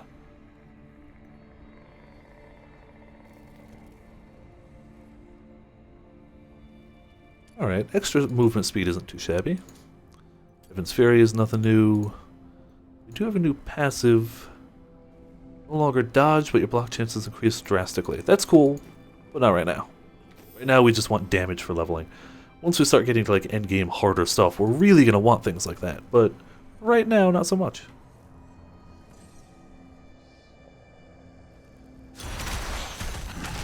Oh, cool. Just spawn a whole bunch of stuff as soon as I portal in. That's nice, game. I appreciate that. Destroy a bunch of things, get a nice speed bonus. Yeah, 53 seconds of speed. That's a game changer right there. Actually, the experience bonus is pretty wonderful, though. Yes, all you guys get hammered. Aha! And now, guys, to get us a real benefit to that experience bonus we're about to get. Oh, don't freeze me. I gotta keep hitting them, otherwise that 1-1 kill thing will drop away. And I won't get the bonus for him.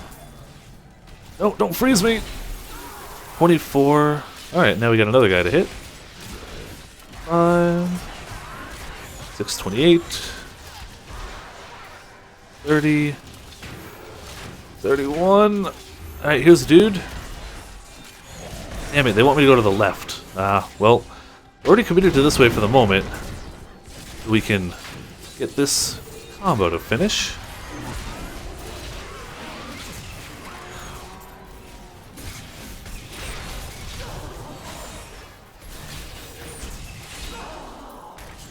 Do we have more around here? No, that was it. Alright, 50. That's still not shabby. A healthy boost right there. Long walk back. Hey guy, you somehow lived. Magic. Or luck on their part. But yeah, the pets are definitely picking up gold. I like that change. I don't remember that being the case, so it's gotta be new. Newish. Again, I've been away for a while. But it's still pretty handy. 14 gets us a full minute! Oh yeah, that's a big run-in right there. We go full-on horse mode after it. Some more time. I wonder if it stacks. Or if it just resets it to that.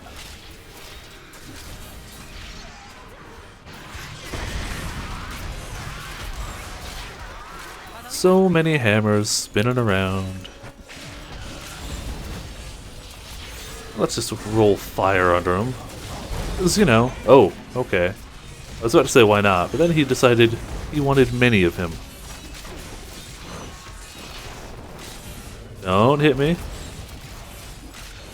Lots of spinny hammers. More horse fire underneath them. Some archers, some heaven rays.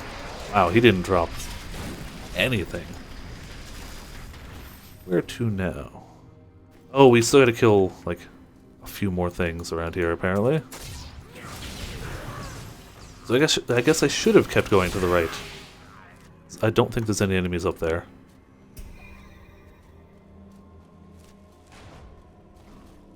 Hey guy, you can be one of the guys I take down.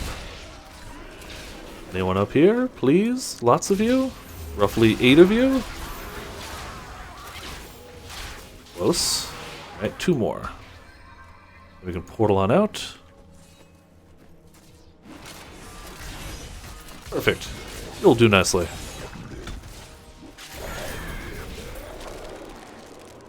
Yeah, we should have enough inventory space for the moment. Alright, last bit of this act, and then we move on to a new one.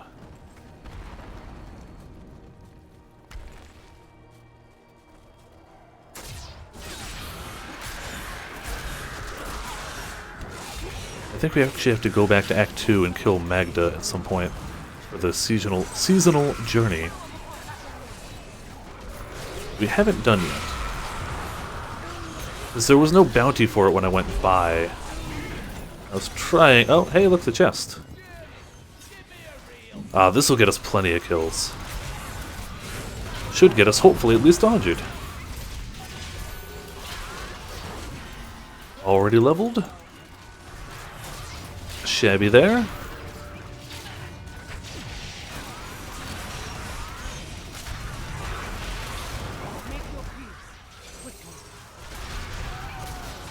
Riding around on the horse. I kind of like leaving fiery trails on the horse that burn everything. I don't know, just kind of satisfying. We're at 90, 92, 93. Should hopefully get the 100. We did. Good. So we get the extra bonus chest at the end. Wonderful. Bring it up to 140. Wow. Get like 150 there. 144. The entire thing got me almost another level. Not bad at all. Note to self, do more chests. I am returning to town.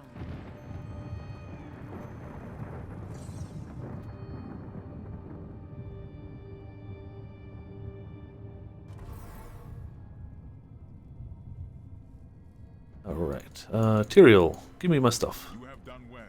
Go to. Good, I actually had enough space for it, I was worried. Goes away. More loot to open at max level. I really hope they roll at the level when you open them. I hope it's worth saving them. Otherwise, it's all useless. That's a big hammer. Now it's a bigger hammer. That's good too. That's better. Sure, I mean, I'm just looking for any small amount of physical damage. Toughness is much less of an issue right now, though. Lose 9% movement speed on those, whatever. Belt, and the rest is garbage. Doubt I can get a better weapon than that one right now. That's 38. We can get a 41? Huh, okay. Worth a try. I'm only going to try one. If it's worse, it's worse. Without the socket, it's still worse. Goodbye. Let's see. Maybe we can up gems a bit.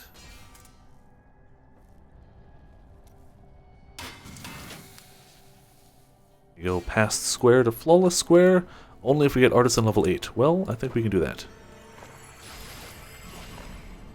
Perfect. So now we'll get 50% experience instead of 40. That's fine by me. And pop that guy. Along with that guy, sure. Get something.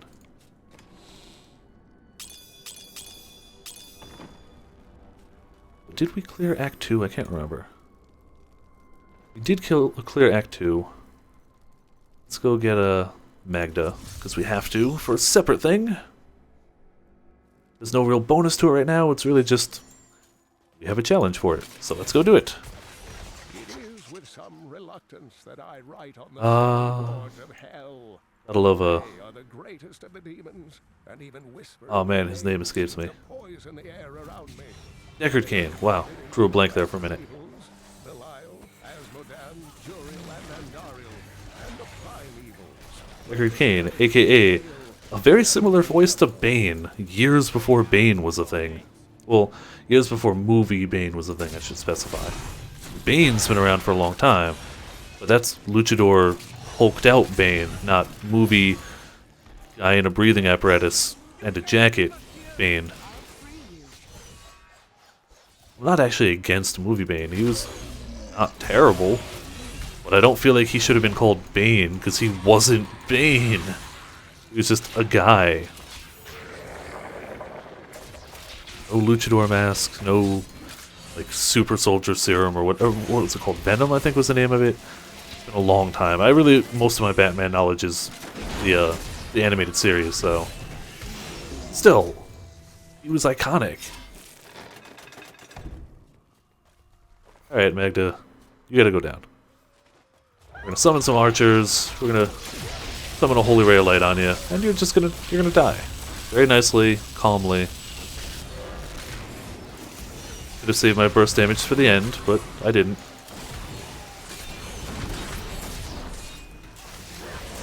More archers. Yeah, her fight used to be drastically different when the game first started. It used to be all about phases and vulnerability. Now you can really just burn her, which is kind of okay. I don't mind it. But she summons more ads, so she's a little more dangerous if you don't take care of them. And then they explode, because, you know, reasons. Ow, I started that. Oh, don't run away from the nice holy beam of burning you to death. There we go, Season Journey Chapter 1, got a new thing done. We are 5 out of 9. We need... reach level 50, yeah, fair enough. Ruler level 10, Mystic level 10, and kill the Siegebreaker, which we'll get to. Actually, will we get to there? No, now it's Act 5. Let's kill Adria. Yeah. That's doable.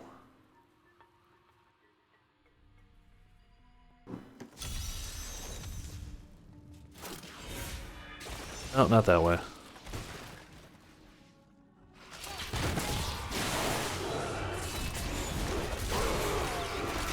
I always remember there being more density in these areas too, so it's possible we'll get a bit more of a massacre bonus around here. Also possible I'm totally wrong, and yeah. Oh yeah, the little guys, they help. And then it's gonna drop? No, it's not. Oh yeah, up to 35, keeping this rolling.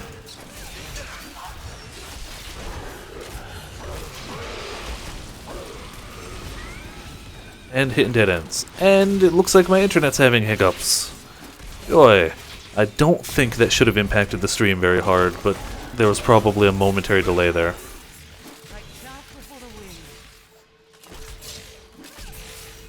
Hopefully it wasn't too bad. I felt a lurch in the game. I saw my kilobits per second drop to unacceptable levels for a moment. It seems to be okay now, so hopefully that one moment wasn't that terrible. Not ready yet.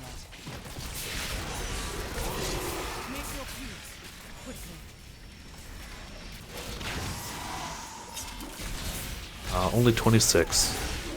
Which still isn't bad, even 1.5 times experience. Speeds things up nicely. Higher is clearly going to be better, but no, take what you can get.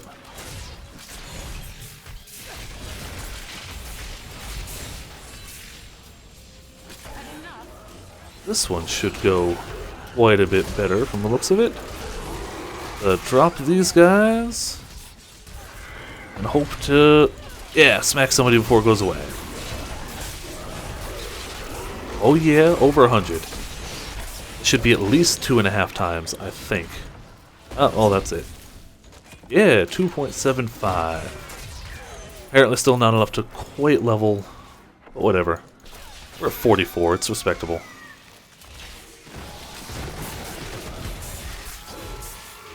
Pretty much doubled the level we started with.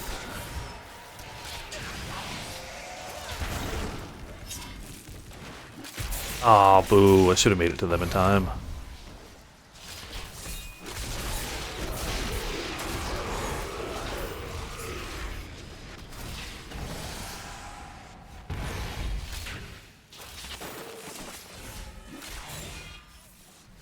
By the light be damned.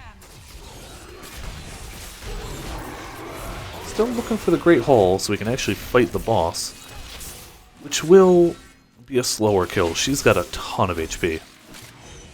She's not going to be on the faster side of boss kills. The least enough character seems to be building so far all about area damage, which is nice.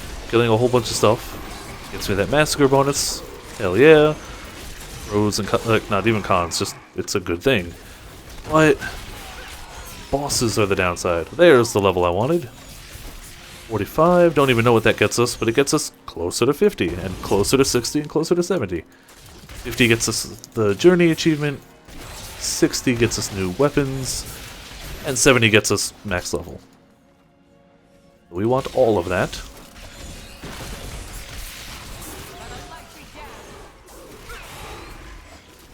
And 60 will start getting us bombardment too, which is a really fun skill. Alright, here we have the boss.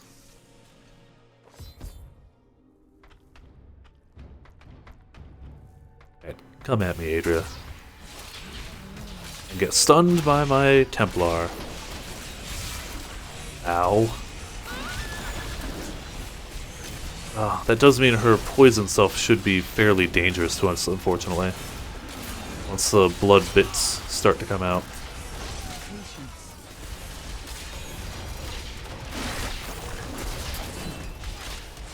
Yeah, you can do some damage, but so can I.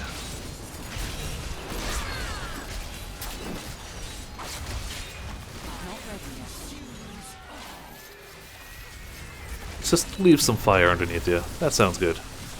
Those things will probably hurt. Same with the blood pool if I decide to stand in them. The idea is to not, generally, you know. Oh, jeez. At half health, that actually wasn't as bad as I thought so far. Thought it would take longer.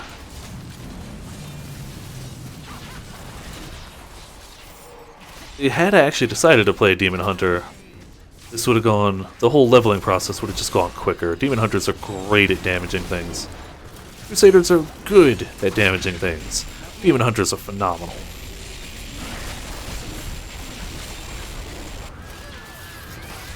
Damn it, I keep popping the buds. Making little pools of stuff I shouldn't be in.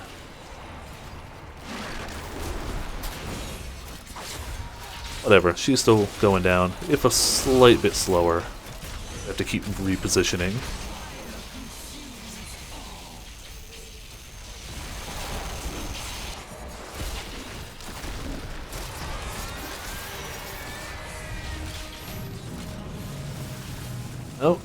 No bloody puddles.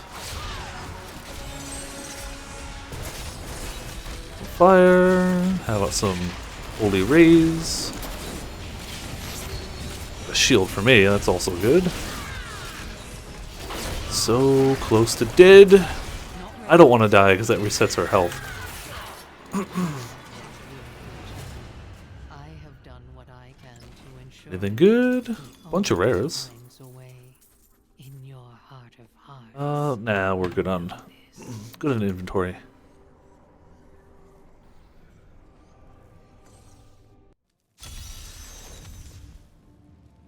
Still not that way. Eyeing that initial path, even though I know it's wrong. I think I got almost the same layout as the previous area. Maybe not identical, but similar at the start. Means maybe up here? More of those little guys spawning.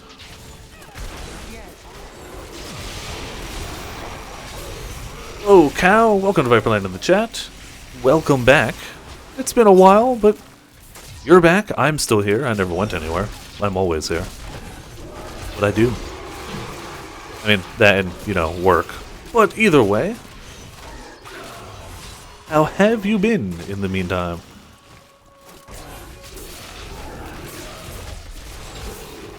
Hopefully well.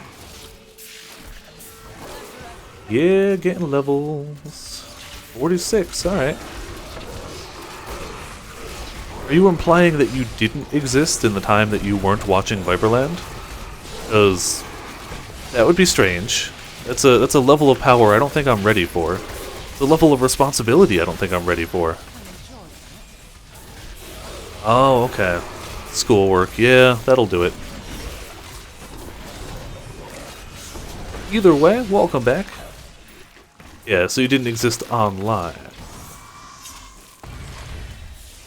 Man, how stressful would that be for me if somebody blinked out of existence when they weren't watching my stream? I'd have to stream all the time, all day, every day. Otherwise somebody would cease to be for a time.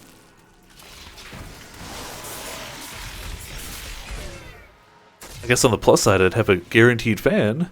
On the downside, what if they actually didn't like my stream? Oh man, that would be a weird setup. Somebody had to watch my stream, otherwise they blinked out of existence, but they didn't actually like the person they had to watch. That would be a strange setup for something. Episode of a TV show, or I don't know. Kinda lost where I was going with that, but it came out as interesting to me. It would be awful, yeah, it really would.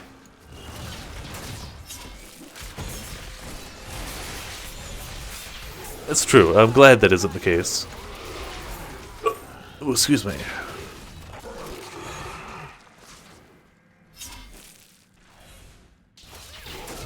Thankfully, it's about equal parts unlikely and awful, so it'd be fine.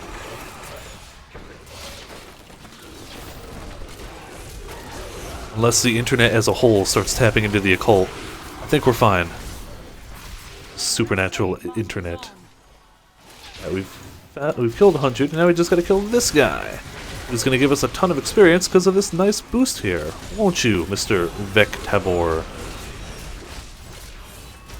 Ooh, and a bunch of these guys too to boost them even higher. Some archers. Are you gonna die? There you go. Over double experience. Oh, damn it. Somebody keeps summoning more. That guy.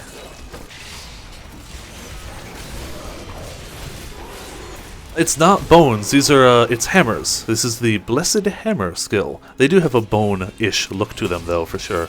You kind of have to get really close to notice that they're spinning hammers that are rotating out. They definitely look bone-ish, though. What was I looking for? I was looking for skills. There's new stuff for these that I'm not using right now. I do not have a new Blessed Hammer rune, so screw the rest of it. Steed charge. Nope. Nope. The laws are fine. Ooh, that's not bad, actually. Heaven's Fury's got a new one where it splits into 3 smaller beams. Sure, that's a great way to murder eyes. Use the duration of active effects of all laws by 5 seconds. I don't use them enough to matter. So, inventory's looking okay. That is not what I meant to hit. I meant to hit map. We've done 2 out of 5, so let's just keep it rolling. Yeah, I figured I'd do a Crusader and roll with the old school Blessed Hammer type Paladin character. Well, I still do Monster Hunter stuff. The best way to keep up with my schedule, I have a Discord chat now, which, there you go. I don't know why this is set up to not play sounds when I click off it. I have a separate channel of the Discord specifically for my schedule. Tuesdays and Thursdays are Monster Hunter, except this upcoming week. This upcoming week is different because I'm doing Halloween-themed stuff. I'm doing Fatal Frame, I'm doing Silent Hill, those types of games. But with the exception of that week, Tuesdays and Thursdays are guaranteed Monster Hunting with viewers. I haven't been doing too much Monster Hunter outside of Tuesdays and Thursdays lately, but I have those days set up as definitely hunting monsters. I've just been playing a bunch of other games too. That's the problem, there's too many damn good games.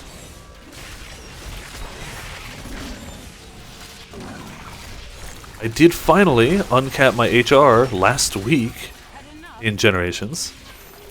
And, yeah, it's going pretty well. Trying out new weapons, trying out new styles, doing pretty well.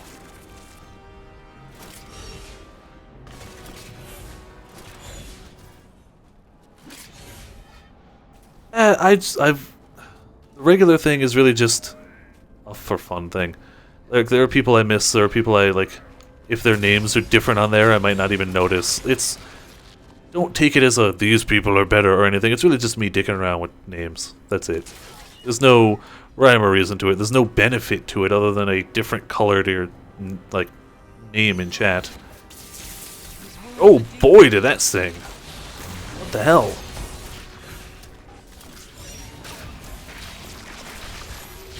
And I use regular in a loose term. If it's... wow, when did everything start to get murderful? If that keeps happening, I might have to lower the difficulty. You want to be the host, yeah. No, that's the only one that's reserved for me. And I've started making fun little ones for other people, too. Again, it's not really something... It's just when I'm bored and looking at Discord. I'll be like, oh, I have an idea for a name for so-and-so. The other one that's reserved is the OG fans. It's reserved for somebody who is a real-life friend who was watching my stuff back when I had like 2 videos on YouTube, and for the first person that started watching me on Twitch. So that's one that I'm not really... Actually, there's one person... It's the first person who started watching me on Twitch, and if the person who started watching me on YouTube streaming and came over to Twitch, joined the Discord, they'd also have a spot on there. It won't open. Alright, fine. We'll murder everything, then open the chest. I guess we'll manage. Somehow, some way, we'll manage. Yeah, like I made one for Rose, because Rose made an awesome bot for managing the queue, and I feel like that deserved, at the very least, a little bit of recognition. Yeah, I was on YouTube gaming for a while, because I figured, oh, I'm already on YouTube making videos, this is going to be so much better. It's not, by the way. Twitch is, if you're going to stream, Twitch is just better. I fought it for a while, too. I was like, no, I'm going to do YouTube gaming, and it's going to be cool. It's not. It's not abysmal. It's really not terrible, but Twitch is simply better. It just is. If you're going to stream, do it on Twitch. There's no way to get, like, chat integration on YouTube. There's no way to get, like, subscription notifications on YouTube. Things that are so simple to do on Twitch that you could just... You go to Twitch alerts, you click a button, it's done. It's, like, impossible to do on YouTube, and it's stupid. There's the other shrine. More monsters, please! If I can get this to 300, that'll be a new record for me, I think. Even 240 is pretty damn high. Damn it! Okay, good. We do have more. But we're gonna lose it. 250. I'll be happy if we get 250. 250? Nope. 245. 3 1/4 times. Hot damn. It still says there's crushed shrines. I guess I must have missed the corners. Yep, missed the corners. Yeah. That's true. If you're already super popular as a YouTuber, streaming on YouTube works. But even the people who are super popular on YouTube, a lot of them stream to Twitch. Like ProJared streams on Twitch, not YouTube. And he's pretty damn popular. I don't know if he's quite Game Grumps level, but he's a well-known name. Even Drifter, a guy who started streaming on YouTube a little bit, does it on Twitch now. Actually, no, he does do some YouTube streaming. He might be an exception. It's tough, because, like, nobody watches it. If you're looking for an audience, it's here. If you're looking for the ability to customize your stream in any way and have better interaction, this is the better way. Like, with a single button push, ProJared is fantastic. I only found him due to Monster Hunter, because he made probably the best beginner's guide to Monster Hunter out there, by far. Like, YouTube, it would be impossible to do this. But here, with a single press of a button, I could just be like, oh yeah, here's... There you go. It's a replay of, like, anybody who followed... Anybody who's followed, anybody who's, like, donated, anything. I can't do that on YouTube. Yeah, the Monster Hunter 3 Ultimate Guide. He did a little bit of a 4 Ultimate, like, addendum to it, which was also helpful. But it helps cover the basics. Like, yes, if you want to go more in-depth, Gaijin Hunter, definitely go Gaijin Hunter. But for the basics, it's hard to top ProJared. I only know PBG because of ProJared. I haven't actually watched any of his solo videos. Pardon me, I had to blow my nose. Tried to move away from the mic. I don't know how effective that was. Dilutes. Dilutes are not very good right now. Actually, hold on. Is that better without the socket? It is. So let's do that. You socket it and be good. Damn, better shield? Yeah. Hey, look, an even better weapon. It wasn't very effective. I know, I'm sorry. I should have just muted it. Hold on. I'm going to make it so I can mute my mic by clicking off, as long as this plays sound in the background. Play in background. There we go. No. Why is that under subtitles? Why is play music in the background under the I don't care. It's stupid. I don't care. Sometimes I forget my new mic is really, really good. I can't do that. I'm not trying to repair, I'm trying to equip it. Yeah, I mean, if you're weird and you play to that, why not? It works. Damn, bunch of upgrades here. Angry video game nerd.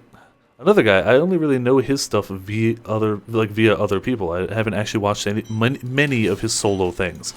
I think the only one of his I've seen solo, like his videos, was his Seaman video. I think I saw that with some friends. Otherwise, most of the stuff I've seen of him is on the Nostalgia Critic videos. He seems to pop up there, at least occasionally. Alright, we're doing okay here. Oh, we're gonna find a better weapon than that, but let's see if we can craft one.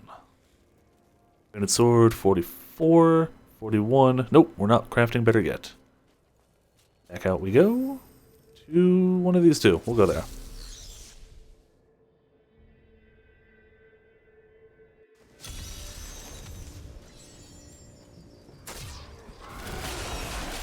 Yeah, he's old school. He's been at it for a long while. And he's damn good at what he does. I don't know. I haven't really sat down and watched any of his videos. I'm a little late to some of the YouTubers. Like, I only recently started getting into the Nostalgia Critic, who's also been around for a long time. But I started getting into him because he was at Kineticon this past summer, and sadly I didn't get to meet him, but some of my friends did and said he was really cool. So I figured, hey, I'll check out this cool guy's stuff. And it's entertaining. I like it.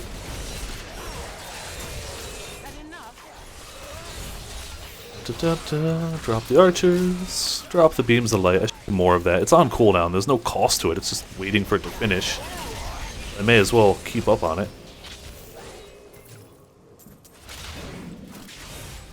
And keep up the smacking of things. Hopefully. There we go. It ran out. Alright. One zombie wasn't really going to bring it up too much higher anyway.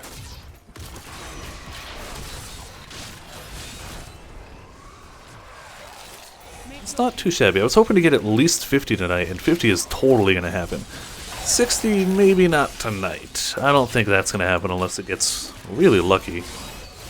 Though, having a nice new shiny weapon like this doesn't hurt. You are not the only one. A lot of people do that. And, I mean, it's not bad. It saves a bunch of money for you. You get... At least if you're into the game for the looks and story, you get as much out of it as playing it yourself. So like, eh, it works. I prefer playing it. I watch the occasional video, but I vastly prefer playing the games. It's just my take on it. But YouTube and Let's Plays and the popularity of it all has really opened up different avenues for people who maybe either aren't good at games or don't like playing them, but like the worlds and the stories, or don't have enough money. Though, free-to-play games have opened up a lot for that too. Games like League of Legends, Path of Exile have really opened up the ability to play if you're on a budget. Yeah, and a lot of games work really well like that too. Okay, we finally got the little yellow arrow telling us where to go. I have a friend who's a massive fan of the game series Danganronpa. Huge fan. She cosplays the main antagonist. She knows goddamn everything about the game. She loves it. She has never played one of the games. She's watched playthroughs. She doesn't own a system. Oh, she owns a PC, and now you can play them on PC. But for the longest time, they were a Vita game and a PSP game, and she didn't own them. And she doesn't want to. She gets the full experience. It helps that it's a visual novel. And that's a very easy thing to translate to a playthrough. But yeah, she's gotten the full enjoyment of that game far above what I've gotten, and I've played them, and she hasn't, and it works just fine. And it's great that somebody who might not want or have a system a game can be on can still fully enjoy that game. Kind of a glorious thing. That said, if anybody owns a Vita, or it's now on Steam now anyway, and even slightly enjoys visual novel games, play Danganronpa. Just play Danganronpa. Don't watch the animes. The animes are terrible. Don't do it. I'd rather see people not know anything about Danganronpa than watch the animes. They're not good. But play Danganronpa 1, play Danganronpa 2. They are so, so good. Maybe skip the Despair Girls one. It's not as good. Yeah, I don't watch many Markiplier videos, but I watch his Five Nights videos because I'm terrible at those games. I'm also a coward. And not very good at those particular games. Classic survival horror type games I'm a little better at, but the Five Nights games? No. They're fun. I'm not good at them. So, yeah. I just watched last weekend with my friend his full playthrough of, was it Sister Location, the new one? That was damn good. I liked it. But I still don't watch many of his videos. I don't really have a reason why. I couldn't give you a reason. He's entertaining. I like what he does. Just don't really watch much of it. Yeah. You're gonna taunt me, and you're just gonna die, because I got a good weapon and spinny hammers of doom. Oh boy. Yeah, Sister Location definitely seems short. I bought Five Nights 1, and played a bunch of it when it came out years and years ago. Like, it actually wasn't that long. They just keep pumping those games out. When it came out, I bought it just to see what it was all about, and it was very scary. Got scared a lot with my friends. Some of them just pretty much said, this is too scary, we won't play it anymore, and I understood. Ended up buying the second one, and what friends would still try it, and me, gave it a try. I think we played for a grand total of 15 minutes before we all agreed just, no, we can't do this. This is too much, it's too scary, we refuse to play any further. So I kind of refused to buy any more of them, because $7 for 15 minutes is not a good price ratio at all. At all! So I pretty much said I'm not buying any more Five Nights games. I'm too sucky at them and too much of a coward. So I watch Markiplier. I'd say Markiplier and others, but that's a lie. When it comes to Five Nights, it's really just Markiplier. Plenty of other people do it, but Markiplier's the only person that anybody watches, me included. Oh, if people were willing to dig way back through my YouTube stuff, I did do a series about 3 years ago of me and friends doing Slender, The Arrival, the original Outlast, not Outcast, and Amnesia: A Machine for Pigs, which were one of my only real attempts at doing editing, per se. Yeah, I would have thought that Five Nights at Freddy's would be a bit too much for, like, the younger audience. I would clearly be wrong, because it is a huge thing. It is, like, the thing. But cool. I wouldn't have been playing that when I was younger. I still don't play it. Clearly, kids these days have balls of steel that I clearly don't have.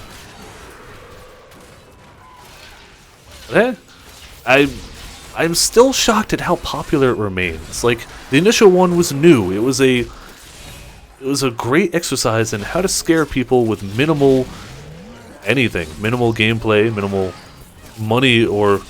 I mean, I don't want to be like, oh, he was lazy, didn't put any effort into the game, but it didn't cost a lot to make, and it was clearly made... I don't know the best way to say it without implying negatively, because I don't hate the game, I don't think it's bad, but it clearly wasn't the most in-depth game out there. But it worked. It did what it did very well. I do not think that they're a great example of a horror game. They're a great example of a jump scare. They're a great example of... Five Nights at Freddy's is pretty much the video game equivalent of the game Sorry. No, was it Sorry? No, it wasn't Sorry. I can't remember the name of the game, but there used to be a game way back when people played, like, handheld table-type games. Perfection, I think, was the name of it. Where it would have a board with a bunch of different shaped sockets, and you'd have pieces that you'd put into those sockets. They'd only fit a certain way, and there was a timer. If you didn't succeed in the timer, it made the entire board jump up, launching all the pieces kind of airborne. Five Nights at Freddy's is that. Five Nights at Freddy's is a vaguely puzzle-ish game where the failure state is a jump scare. and it does it really well. Both of them do, because you have to concentrate on what you're doing, and the more you're concentrating on it, the less you're paying attention to the timer, and the more you're ready for something to just jump and just scare the crap out of you. I hit the wrong button. Oops. And to hit my horse button, I hit my archer button. Shame on me. And it's... The original Five Nights at Freddy's is glorious in how simple it is and how effective it is. The second one took it to a next level. Second one was stupid levels of things that could go wrong. After that, I didn't follow it too much, and I'm just kind of surprised people are still super into it. It's great, like, cool. I don't actually see the, like, continuing appeal, but I'm not deep into the, apparently, storyline of the games. I guess there's a book now, there's talks of a movie, and I guess if it's popular, cool. If you're into that story, I'm sure it's great. Yeah, what it does phenomenally. I can't dispute that, wouldn't even try. It would be stupid for me to even attempt it. It does that jump scare formula to pretty much perfection. Maybe there's games out there that do it better, but I can't think of any. None in recent memory, at least. I haven't even found the caves we have to go to. Or the tunnels.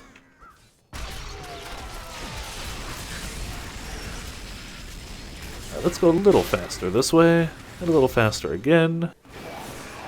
Getting closer.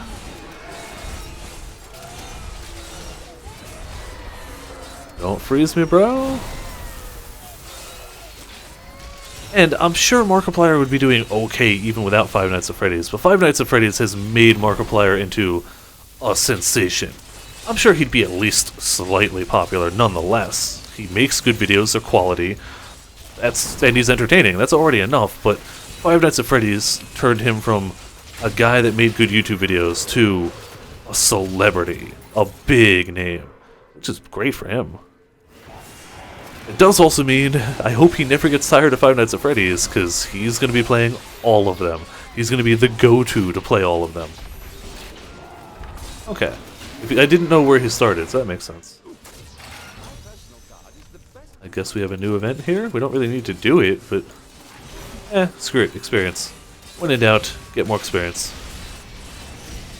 And apparently drop your god lasers in the completely wrong area, because that's what I do.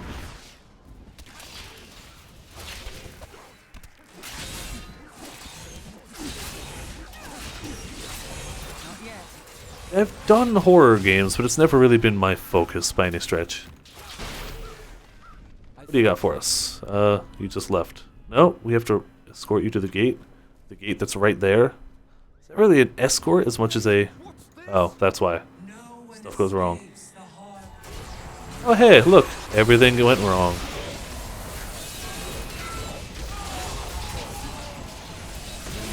They'll be fine. I mean, sure, they're mostly dead, but they'll be fine.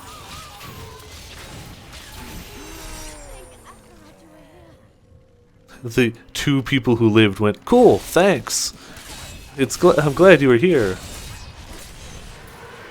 Yeah, I'm not saying nobody watched him before Five Nights, but that took him and raised him to a much higher level.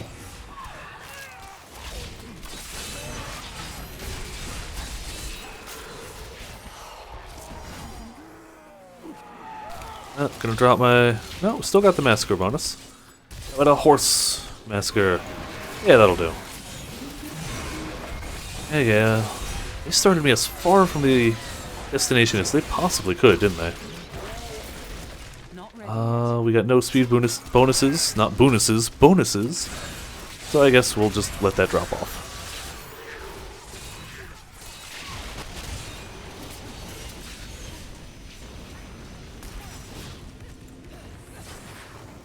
Twitch monetization is weird. The only way you can make money through Twitch, the website itself, is to be partnered with them. And to do that, you have to be above a certain threshold of popularity. You have to have a certain number of views consistently every time you stream. I don't know what that number is. I could probably find it out somewhere. Once you're partnered with them, people can subscribe to you for what I believe is $5 a month. Could be wrong about that. Hello, Fire Dragon Wing. Welcome to Viperland in the chat. When they subscribe to you, you can set certain benefits that they get as a subscriber, and they pay you $5 per month. Some of it goes to Twitch, some of it goes to you. They can also cheer you, which is they can post a thing in chat that gets this really cool icon that draws attention to it, which is great if you're a big streamer. You can also set that up to show up on screen, like I did earlier. And those are for like smaller one-time payments. However, since Twitch is massive and not everybody's partnered, you can go through other websites, which is what I do. There's a website called Twitch Alerts, which lets me, like, see this awesome chat stuff going on here? That's via Twitch Alerts. The whole, if somebody were to follow me, I can repeat it here, I get a notification on screen, which is louder than I had thought it was going to be. I get a notification on screen, I can set an animation if I had it, I can set pictures, I can set music, but they also allow you to accept donations via PayPal, credit card, and there's another source, I can't remember. So it's not directly through Twitch, but it's a way that works through Twitch, if that makes sense. But it's not through Twitch the website, it's through Twitch Alerts, and they don't take a cut, which is phenomenal. All their services are free, which is thumbs up, A+ for them. And to answer your question, Fire Dragon, it's going pretty well. I'm leveling, maybe not MLG Pro fast, but I'm leveling fairly quickly, getting my character up there. I'm about to hit 50, which was my goal for the evening. Anything past that is wonderful. I doubt I'll hit 70. 70 would be wonderful, but that's not happening tonight. And I don't know if I'll be playing this tomorrow. This is probably going to continue to be something I play off-camera a bit more, at least until after the whole Halloween week, but I didn't really set up anything for tonight. I was going to install Fatal Frame or something like that, but I forgot to do that. And so, I went for this. It was this or Sunless Sea, and as much as I've loved playing Sunless Sea lately, I have to talk way more for that game, and I needed to give my voice a little bit of a break. Like, last night after I stopped streaming, it kinda hurt, so I decided maybe no Sunless Sea tonight. Tomorrow will be either Sunless Sea or Fatal Frame, or, maybe Silent Hill. It's gonna be like a more traditional, scary type game. This one vaguely fit, because it's got demons and stuff. I was like, close enough. It fits a little bit. Yeah, Diablo 2 is classic. Oh, I think we're thinking of different games, Kawaii. Sunless Sea is a fantastic game that is very atmospheric, but it is mostly text-based in terms of how it delivers its story. There is movement, there are things to do, but it's not entirely a text-based game, but it is a text-heavy game for sure. Which is fine, I love it. As long as you're not looking for speed and action, it is a wonderful game. It's a very Cthulhu-esque type world. It's got a very well-written storyline. And it's hard, which I don't mind either. It's hard, but it's not like straight up in your face, super challenging. But once you start like progressing outside of your starting zone, it's not easy. And avoiding combat is by far the better thing to do in that game. Song of the Sea, I think is what it's called, is a underwater Metroidvania, which is also a lot of fun. I love Metroidvanias. I have a soft spot in my heart, always and forever, for Metroidvania type games. If you've got a 2D side-scroller with platforming and upgrades that let you get to previously unreached areas, i.e. any Metroidvania, specifically 2Ds. 3Ds are fine. I really love the old school Symphony of the Night or any of the Game Boy portable Castlevania games, Guacamelee, and Song of the Sea fits that very well. It's, I didn't finish it, so I can't say how good or bad the storyline was. It's a Metroidvania, it has a story, you're looking for your dad, that's about as far as I got. But it was very well done. The upgrades you got were pretty cool. The world was beautiful, the music was wonderful. I did like an episode of it way back when, and I should do more, because it was worth... There's one enemy left, and if he's hidden somewhere obscure, I'm going to be really mad. This bounty used to be bugged. And it used to be that you could occasionally not get the last guy. Alright, it's not bugged. Oh boy, that would have sucked.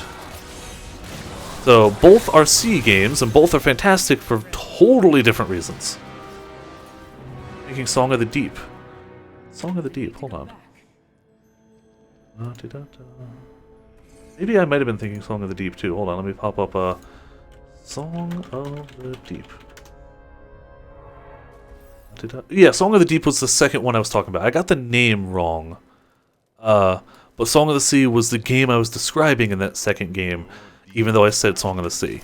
I had the title wrong, but I had the description correct. Let's keep popping these away, saving those for a rainy day, i.e. level 70. But 1% better. Well, or 0.1. I'll take it. Better is better. Also better. Better for my dude? Yes, it is. Let's give him a better shield. Let's give him a better... not better weapon. Excuse me. Oh, goodness.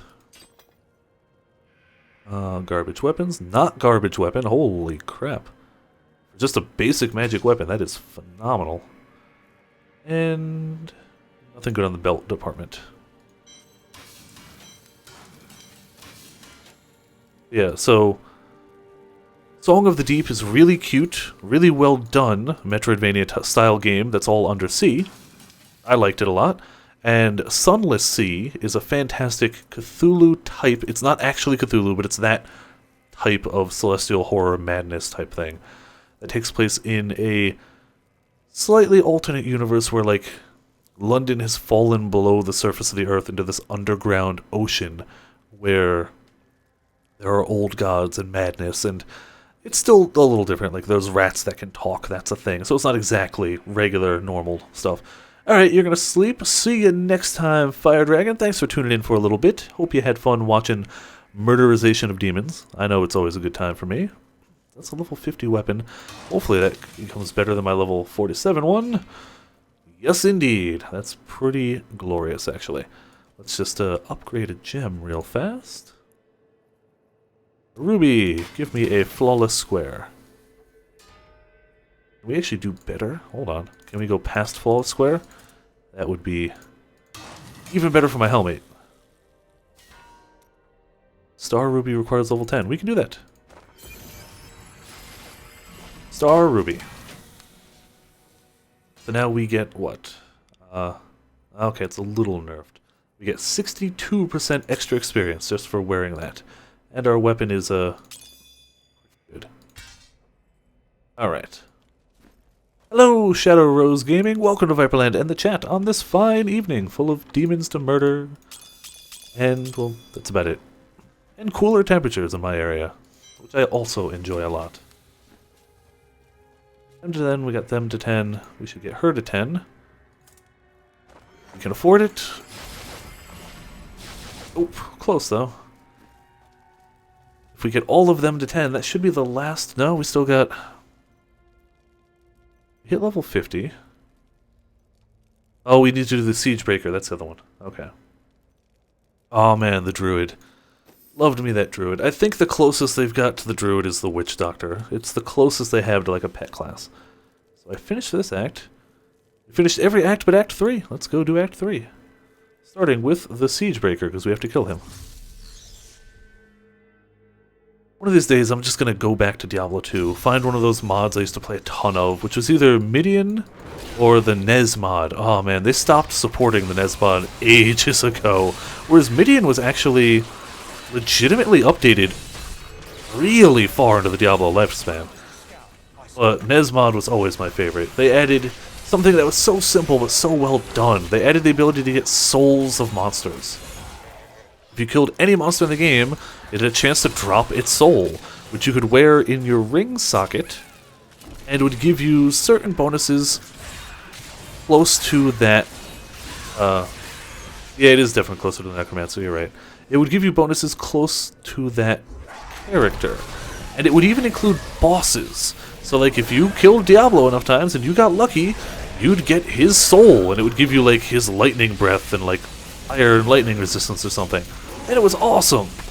There were so many hidden craftable things in that mod. It was so much stuff, but finding it and finding the documentation for it now, there used to be all sorts of, like, you could find the spoilers for it on the website where, like, all the hidden things, you could just be like, oh, here it is.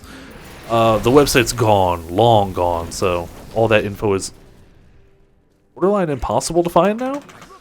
Maybe not actually impossible, but close to it. He was little more than a boy. which is a shame. That was a great mod. That was my favorite, even though arguably Midian was the better mod. Just, Midian was fantastic. The guy who made that was so good. He was just... He knew how to mod Diablo. He knew how to make awesome challenges, and I miss mods of that level. Even though, like, Torchlight is moddable, Torchlight does not have any mods like Midian in it. That was a full, total conversion mod. That was... It changed so much. The entire game was different. It changed every class, it changed every skill, it changed the way skill trees work. Every bit of that game was different in that mod. And it was all really well honed. A lot of mods you find are like, okay, it was fun, but it was clearly imbalanced because they're not professional game people. They're not charging money for it. It doesn't have to be balanced, but Midian was just freaking amazing. And the guy who made the Midian mod ended up going on to making several unique items for Path of Exile, actually. I don't remember exactly which ones. I'd have to look it up. But that guy made a bunch of unique items for Path of Exile, which is pretty cool. That's probably not going to be good unless it's two-handed, but let's check it. Never know. It is not good. It's a one-handed, and it's just a stat stick. Alright. Whatever. Didn't need it. Would have been nice if it was a sweet two-handed. We will rescue you, Mr. Dude.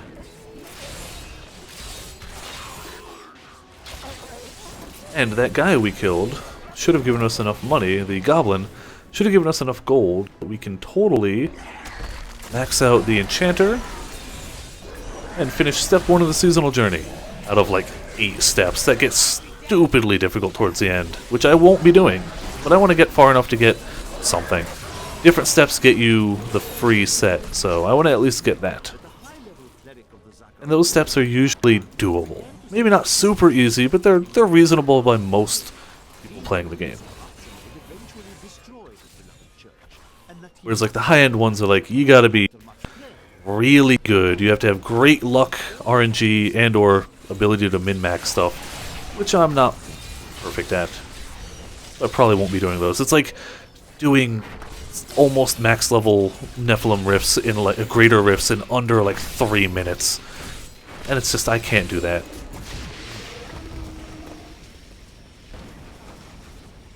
But the bits that'll get me the free set, I should be totally fine in doing. Pardon me.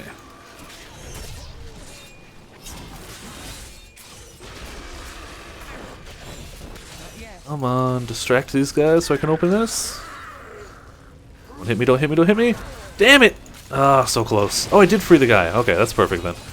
I don't care about taking the hit. I thought it was going to interrupt the channel. Yeah, flying through levels. I'm probably going to finish this act and then stop streaming for the night. It's already 1:30. I'm going to try and stop about 2. If it gets to 2 and the act is not even close to being finished, I'll figure that out. But it should be close enough when I get there.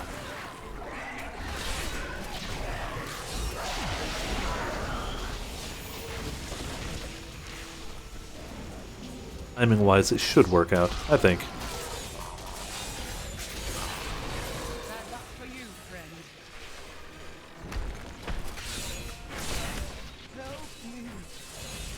Just throw in all the hammers. We didn't actually free you. Fine. Damn it, they do interrupt. Alright, archers take the hits. Now we can free you. Perfect. So we did finish the quest here, but we want to kill the Siegebreaker who's at the end over here. Gotta do him for the journey. Gotta do the journey for loot.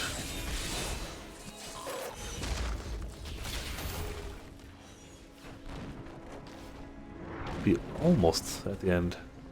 It's a long bridge, but we should have it soon.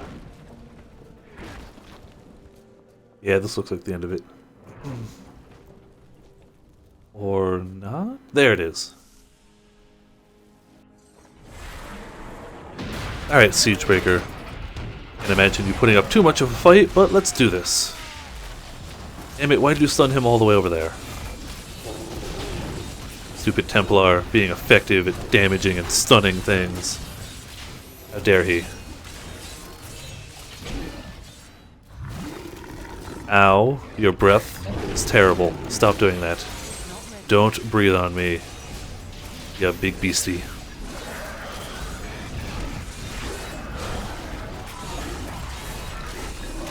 Oh, I forgot they spawned these guys here. I don't know if that's new-ish, or if it's just something I forgot about. Yeah, let's murder you. You've got to go. All of you guys.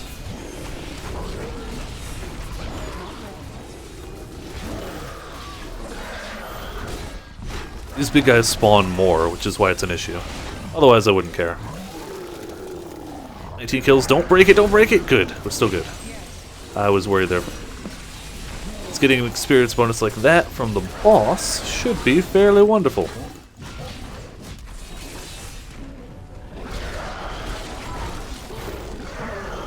I should have just killed the boss, but I kind of want to farm up more kills for the bonus. Aw, they all died. Alright.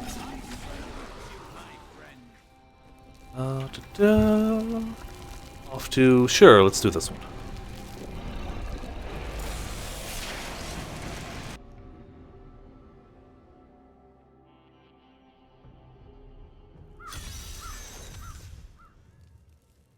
Well, I totally don't check my thing on my phone real fast. You can't prove anything. Alright. Oh yeah, this is this area. I think I get the cube here, don't I? Means I should go to the end of this one, too.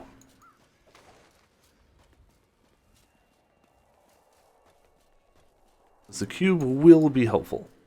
I don't need it yet. But I will at max level. Well, I always remember this being a weird area.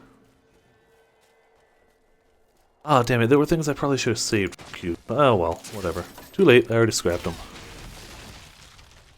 Nothing too fantastic. It was all like consecration stuff, and one of them might have been the falling sword, which I probably should have saved. Oops. Too late now. They be gone. I'll get plenty of stuff at max level anyway. I hope. Hell has invaded Session, but we will fight until we are. Where's the way forward? I guess it's got to be over here. Stands between him and our sacred mountain. I swear, by the blood of Bogathos, hell will pay dearly for each of our deaths. By the light be damned. Yeah. Everybody's taunting everybody in the game. I'm just walking through, murdering demons, riding horses, dropping spectral archers. Because, you know, when you think of a Crusader, you think ghostly archers. That's the thing.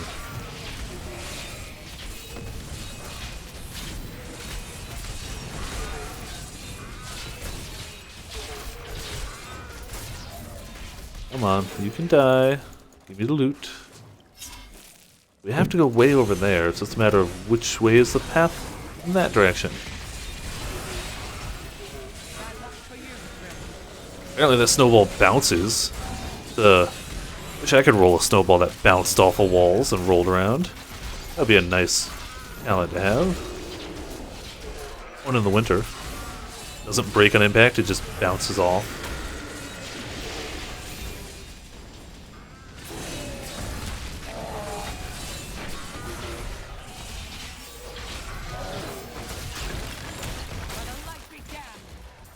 Trying to click that. We got 50. That's something. Hey guys, out here. Ah, alright, somebody spawned here. I'm to hopefully not die and actually murder them.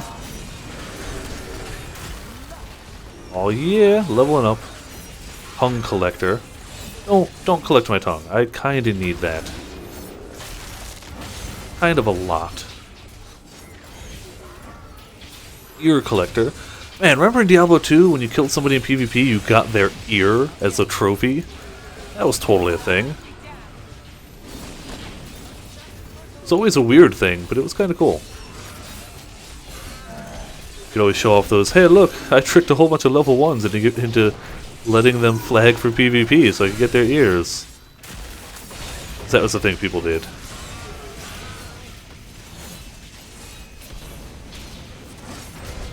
Come on. You might try and collect tongues, but you're gonna die, and give me all of your experience, which will be glorious.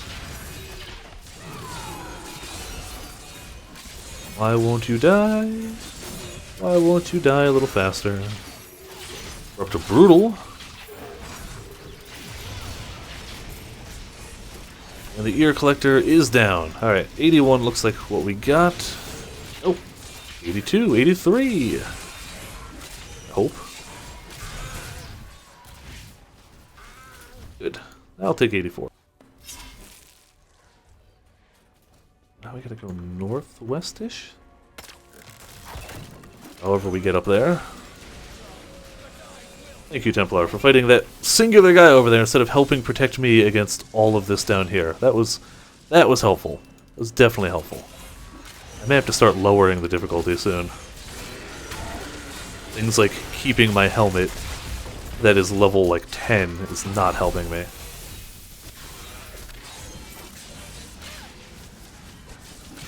But now that it's up to like 62% extra experience, it's kind of hard to say no to that.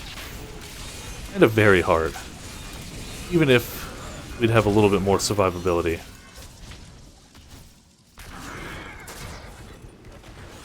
But that was going to be another dead end.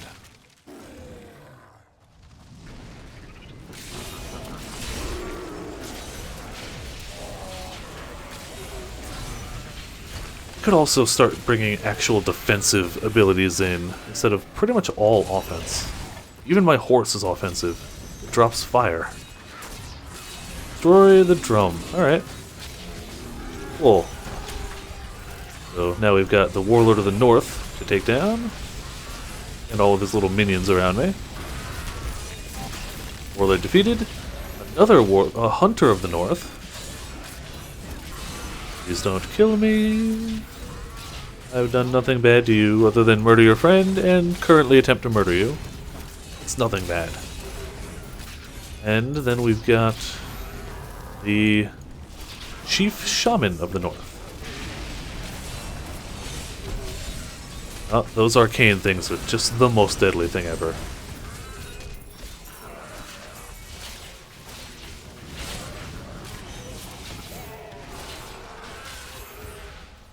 Alright. Oh, no, more. Damn it, they of course had to pop out right after experience bonus popped. Whatever, they should start me on another one, actually. I must heal. Yeah, I must heal. I'm aware of this. Yeah, there we go. We already got the 15 to start one. Wonderful. 53. 53 and change. Let's just loop back around. It does. While I'm here, I'm going to try and find the cube so I don't have to come back here later, unless I'm on a thing anyway.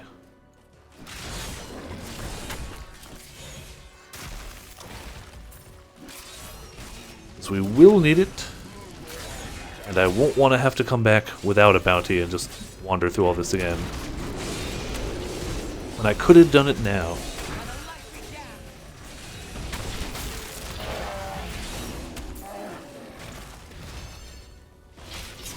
Damn it, should not have ended at 19. I had that hit.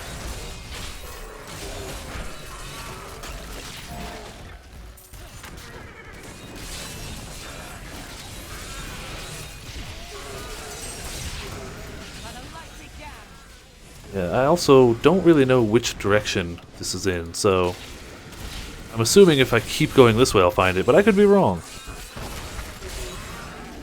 Oh, yep, never mind. False alarm. Totally new the entire time. You can't prove otherwise. There's no proof.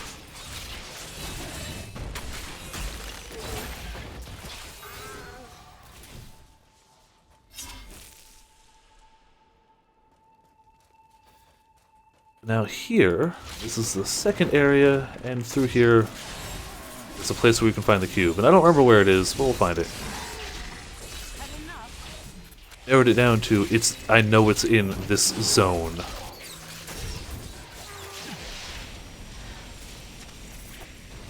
Oh, that was a dead end right off the bat.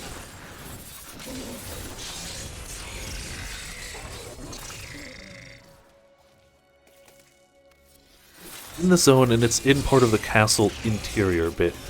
Though I would clearly have to pass through a snowy outside bit to get there.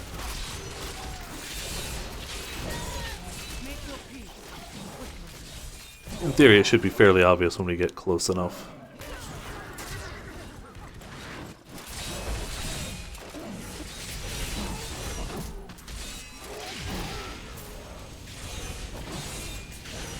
$52, $55. That's gonna drop it though. Nope, nope, nope. It didn't. Yet. Don't run away, guy. Stay here. Spawn some ads so we can get more kill counts.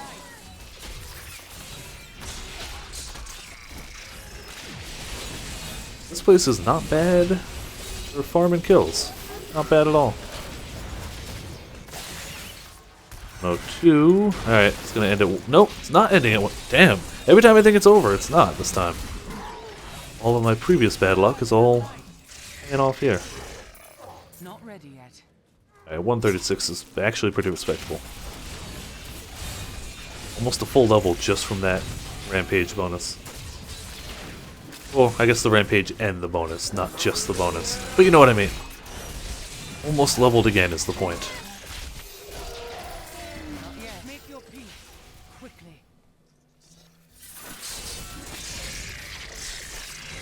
Yeah, I have definitely heard that Act 1 is still, if you want to grind it out, the best spot.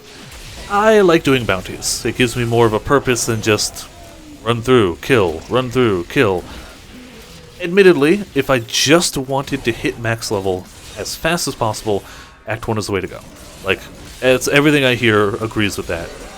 However, I like doing the bounties. I got a whole bunch of chests saved up to pop when I hit level 70. And I really, really hope that they'll contain level 70 gear if I open them at 70. I haven't really looked into that, but whatever. I'm kind of stuck with it now, rolling with it. And I've gained a handful of shards. It's nice to have a goal and do stuff instead of just murder the fields, go to Hall's Agony, murder the fields, go to Hall's Agony, rinse, repeat until max level. I kind of like this way better. Well, you're right. If you're min-maxing and in a hurry, your way is way better. I don't know about way better, but better. It's known to be statistically more efficient. Bad luck for you, friend. Just to set at the level you get them at. Alright. I kind of think you're right. But actually, I can test. As I put them in order, I can crack one of the early level ones I got, and if it pops out level 54 gear, we'll be able to tell. If not, then I've saved them for nothing. But it's the risk I took. I accepted that risk and rolled with it. So it's either up here or over here. I'm not sure which. It's over here. We got a cube! Yay! Give us the cube, please. Yeah, you pointed at it. I see. It's true. Legendaries are always worth cubing. La da da da. Speaking of cube. My Horadrim brothers in many of Oh, that pauses it. Duh. complex rituals. When its potential became clear, So let's check this. its power It's a very easy thing to check. I could also just Google the damn thing, but forget that nonsense. and created Still not upgrading my helmet. I refuse to do it. the Horadrim. Great, or much better ring for him. Slightly better ring for me. Means that this one's a slightly better ring for him, I guess. Yeah. This will aid. Sure. Better weapon.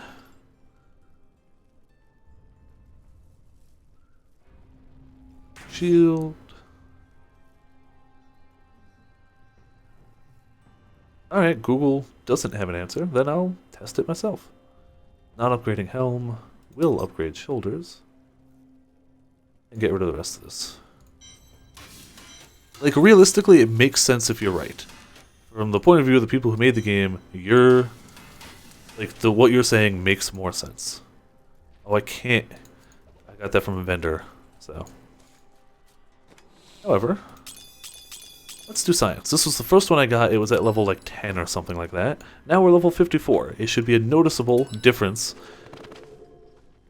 Oh. How about the weapon, I guess? Level 9. You were correct, so let's just pop them all. You were definitely correct. Time to pop all of these sons of guns.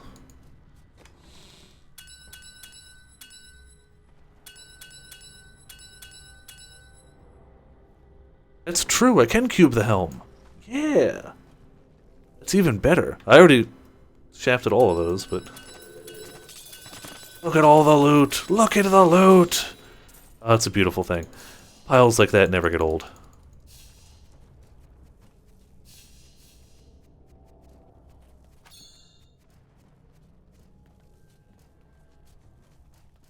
Alright, let's learn all of these.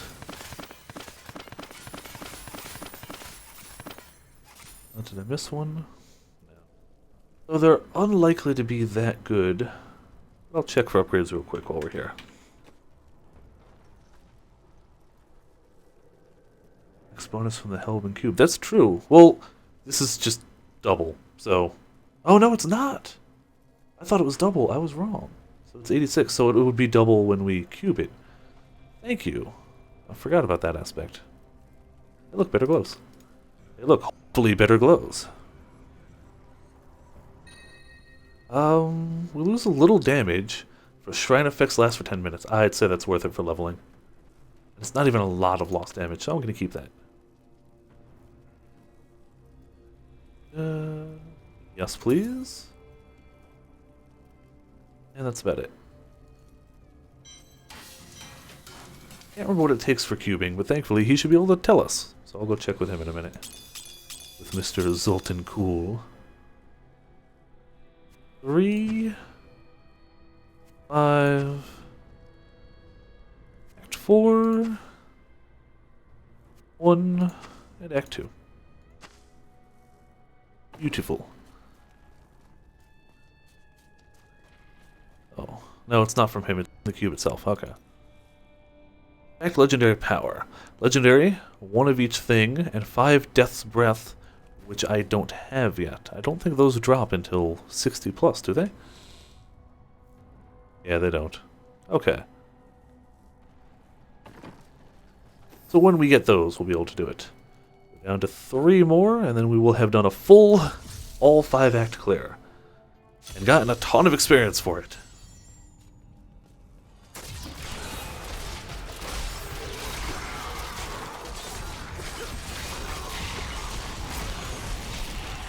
Explode all of you fools. Yes, bad luck for them indeed. Great for us, though. Yeah, no worries. It does still mean that sooner, instead of end game, I will be able to cube it and use that bonus until I get a better helm to cube or better something else. That's a great first thing to pop in there. Kind of sad I didn't get a Ring of Royal Grandeur from all that. But you know, what can you do? The Shrine effect alone is not shabby. It may not be the absolute best metagame thing or anything, but 10-minute shrines are not bad. I'll gladly take it. That will benefit. Especially for experienced shrines. Especially for those. Right, yeah, now you guys are starting to get a lot more bonuses to yourselves. Correct, it'll still work. Well, it won't be as good as they nerfed it at level 70. But it'll still help.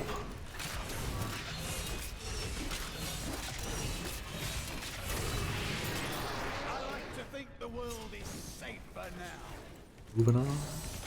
There you go, attack speed bonus already. That's a dead end. Boo. Boo hiss boo.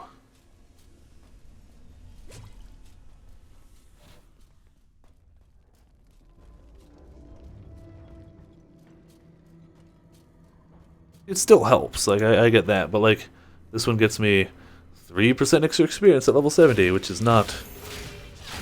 Am I really missing the door? There we go. Which isn't magical. Maybe higher level gems do. Maybe they're just trying to get you to not use the low level ones. I don't know. I've been away from the game for a while, so a lot of the newer changes are definitely new to me.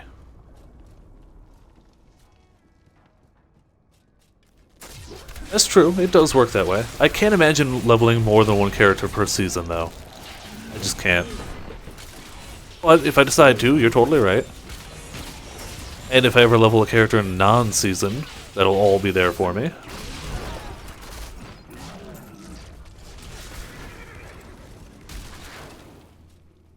You guys all get blasted. How about that? Less spin hammers everywhere and always.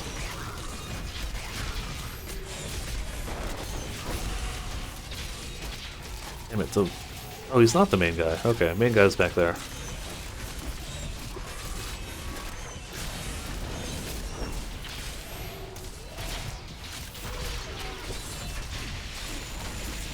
Whole Desecrator Reflect, yeah, whatever.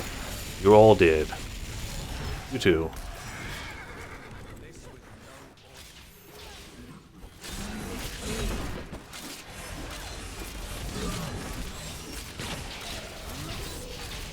I don't even care about him. Whatever. We got a boss to kill. Let's go do it. A very, very stinky boss. Murder.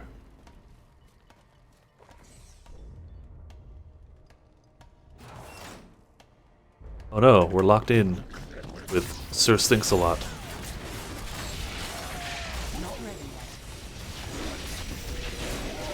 I maybe shouldn't have brought the endless hammers for bosses. I imagine fire works a bit better. I also shouldn't be standing in stinky clouds, but I also don't care. Until it starts to murder me, then I care. Fire all over you.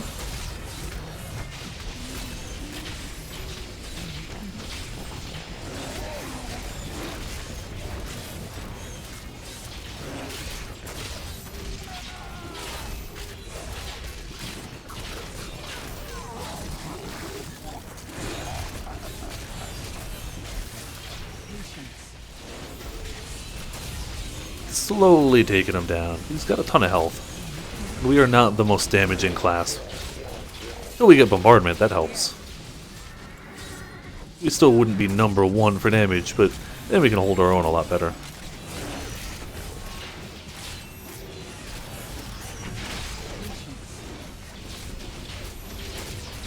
Why won't you die? 300k, 200k, under 100k, and he did.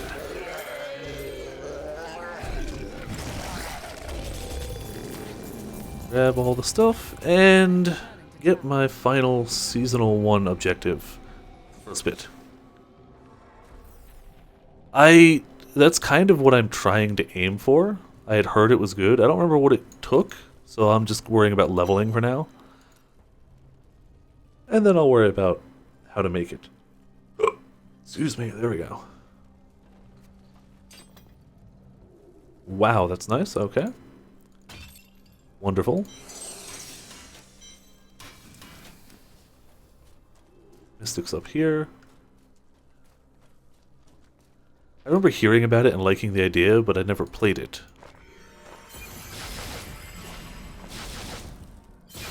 Alright, we did Seasonal Journey Part 1. Yay! And we got whatever the hell that goes.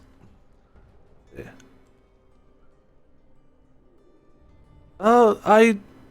Ever since Generations came out, after I got over the hump of playing it like exclusively for a while, I've been branching out a bit more. It uses Thorns of the Invoker set. I do remember that. It's not the set they give me, unfortunately, so I might use this for a bit, but I know the Invoker is not a rare set. Let's see, craft a level 70 item at the Blacksmith. Can't do that yet. Raise the Blacksmith to level 12. Can't do that yet. Reach level 70. Working on it. Kill Asmodan at level 60 or higher on hard difficulty or higher. Getting there. We're 54. Stone Cool, same restrictions. Craft level 70 item at the Jeweler. Working on it. Place a property on item enchanting at the Mystic. Enchanting is very useful. Okay, so it's simple enough stuff. It's really just need to be level 60 plus and 70. Working on that. So we've got 2 left. Then I'm going to stop my streaming for the night, unfortunately, for somebody like Monster who just showed up.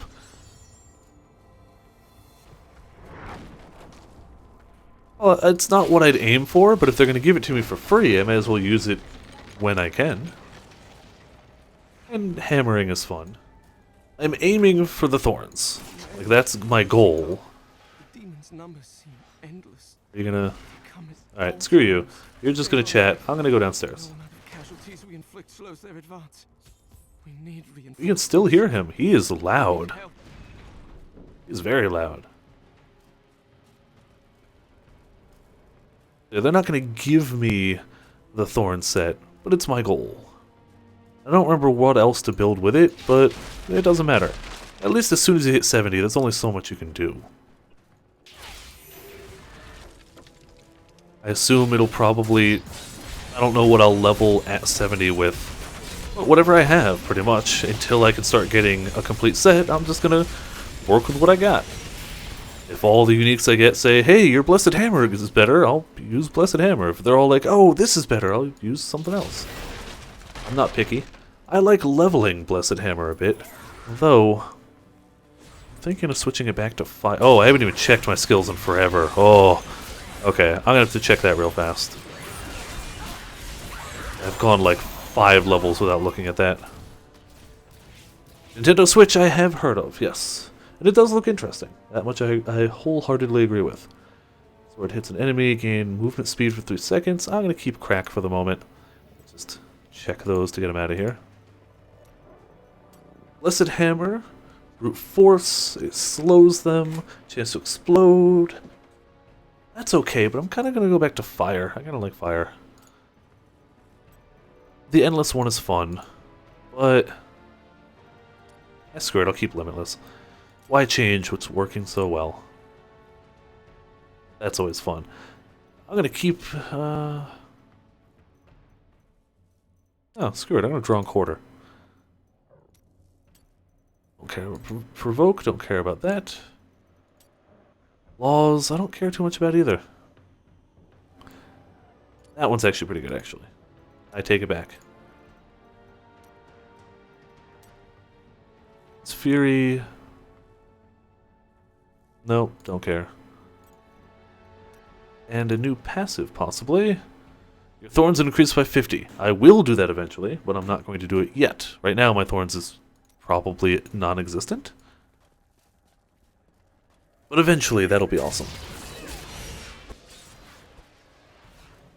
I'm still cautious about the Switch, but it looks interesting. It's also worth noting I very, very rarely get a system when it comes out. Almost never. I think the new 3DS XL was the only exception because it came out the same day as Monster Hunter and played Monster Hunter. Oh crap, I'm out of blood shards. Let's go buy a thing real fast. Yeah, but I already have Skyrim for PC, which has mods. So why would I buy Skyrim on any other system? At all. Like, it's cool. Portable Skyrim is a fun concept. I don't remember where she is around here. Oh, she's over here. Duh. But I'm just... that's not a selling point for me, personally. Hello there. They have about 75 there, so let's just buy a 75 Oh, weapon. look nice on Well, there you go. Gain 2 additional rays of Heaven's Fury. Well, taking that. Wonderful. That was worthwhile. Like, if I was going to play Skyrim again, I'd play it again on PC. Like, I know it's coming out soon. It's got to be this week, I imagine, for PS4 and Xbox? I guess. I've played Skyrim before, and playing it without mods at this rate would just be weird for me. And there's a lot of other really awesome portable games too. I'm not trying to sell it short. Like, it's a cool concept. We also don't know how it's going to run it. It's worth noting all the screen images in the trailer were simulated, so it'll run it, but do we know at what frame rate, at what resolution, how it'll look, how smooth it'll do, how bad it'll drain the battery? We don't know. I hope it'll be fine. We'll see. Yeah, it'll have mods for the consoles, but they'll never be as plentiful as the PC ones. Or as, like, designated. The PC ones have people, specifically Bethesda games more than anything, have people dedicated to just modding those games. And they've gotten damn good at it. And I am also fairly broke as of late, so buying a $60 game, of which I already own, is a weird concept for me, which I won't be doing. But for those who don't have a PC that can run it, and would like to play it at a higher resolution and with the potential of mods, it's great that it's being remastered. It just doesn't affect or benefit me in any noticeable way. Oh, look at how many we have now.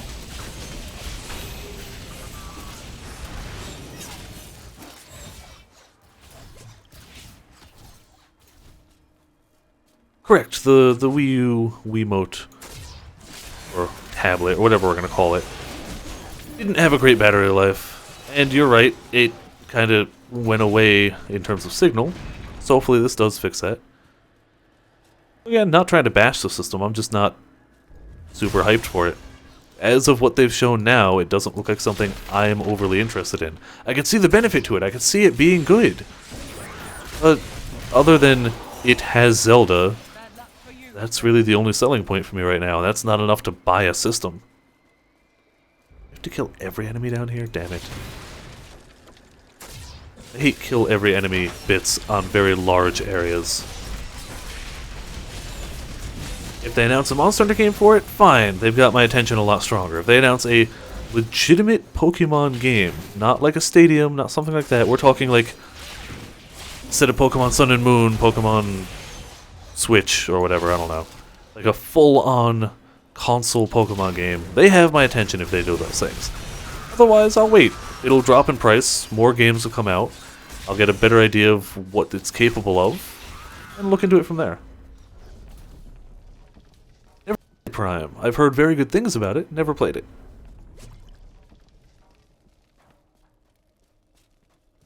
Like, the internet is like losing their mind over the Switch, and it's cool, but I don't know. It hasn't hooked me in the hype yet.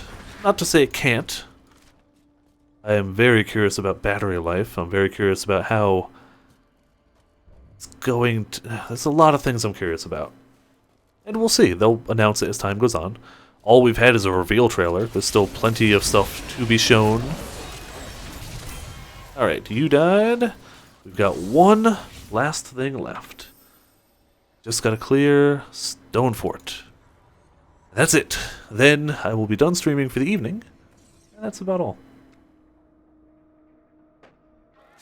Yeah, but I don't want a next-gen 3DS. Oh, we had a gem guy. Okay. I don't feel... I don't know. I like the 3DS. I like the two screens, which is funny, because when it came out I thought it was going to be a gimmicky little thing. As it stands, portable games work really well with it. The ability to have two screens of information works great. We'll see. Again, I'm not...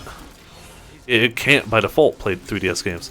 I've heard that apparently Nintendo put out a tweet, and I haven't researched to fact-check this. Apparently somebody in Nintendo tweeted that this is specifically the successor to the Wii U, not the successor to the 3DS. And that the successor to the 3DS will be a future announcement.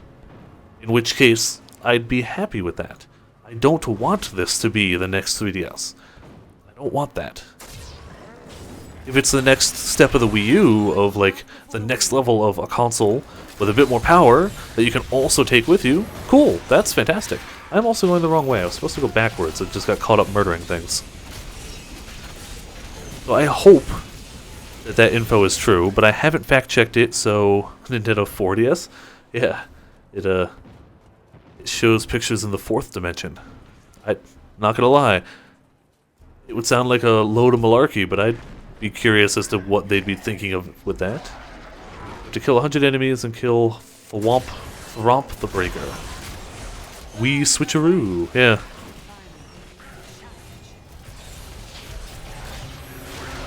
I don't know, after saving up the money to get a modded 3DS so I can actually stream 3DS games, I'd be sad if they shortly thereafter were like, no, this is our new thing. And it's not compatible with any of that stuff, and tee-hee. Sucks for you, Viper. That would suck. Suck a lot. But time will tell.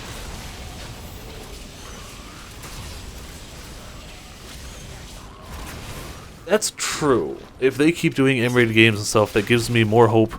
That does remind me of the other thing that would get me to buy the system. If they were like, oh yeah, by the way, the Switch is going to have Bayonetta 3, I would grumble to myself and hand Nintendo my goddamn money. At this rate, it's pretty much Monster Hunter, full-fledged Pokemon game, or Bayonetta 3. If they do one of those, God forbid they do more than one of those, they've got my money. Without hesitation. They've got it. I could grumble about it, but it's true. If they do any of those, they got it. We'll see. I don't know, Zelda games are good, but Zelda games, to me, aren't buy a new system good.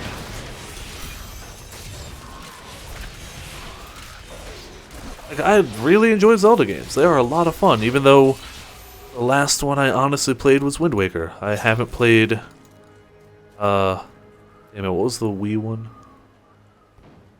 Twilight Princess. I never played Twilight Princess, and I never played Skyward Sword, so the last one I honestly played was Wind Waker. So I've been away from Zelda for a while. I played the 3DS one, though. Damn it. I can't remember the name of it, but the one where you can flatten against walls. I played that one. The name escapes me, though. Alright, let's open our final chest of the night. See the loot that we acquire. Lots of plans, little else. Let's... I doubt we're going to get a better weapon than that one we had. We're going to get this guy, though. Some of those. Making it pretty fantabulous. Been better? No. Field is slightly better. And that's about it. Can't train him without those. Scrap all the nonsense. Fire Emblem game on the switcheroo? That would be interesting. Better story than Fates. Yeah, I never finished Fates. I bought both versions. I never finished one of them. And I was playing the easier one. I still got stuck. I really just need to sit down and finish it, but I just haven't. Alright, we made it to level 55. Not shabby at all. Alright, this has been Viper S for Viperland. Thank you everybody who tuned in live. Thanks to anybody who may be watching the archives on YouTube. I don't think this will get a lot of views, but hey, it doesn't matter. I will return tomorrow with something. I don't know what I'm going to be streaming, but it'll be something. It'll be something a little more, like, to the actual horror theme I was going with for this upcoming week. Probably, if I can get it to run, Fatal Frame 1. That's what I'm leaning towards. I'm not going to set it in stone yet, but I'm leaning towards Fatal Frame 1 tomorrow. I haven't played that in forever. It's a goddamn classic. It's a wonderful game that I love. And if the emulator that I got works, it'll be what I play tomorrow. For those hooing and hawing over me using an emulator, I illegally own this game twice. I own a physical copy, and I bought the digital copy for the PS3, but I can't stream from PS3. So we're doing a emulator. It's just what we got. Either way, this has been, once again, Viper S for Viperland. Thank you everyone around, and hope to see you all next time.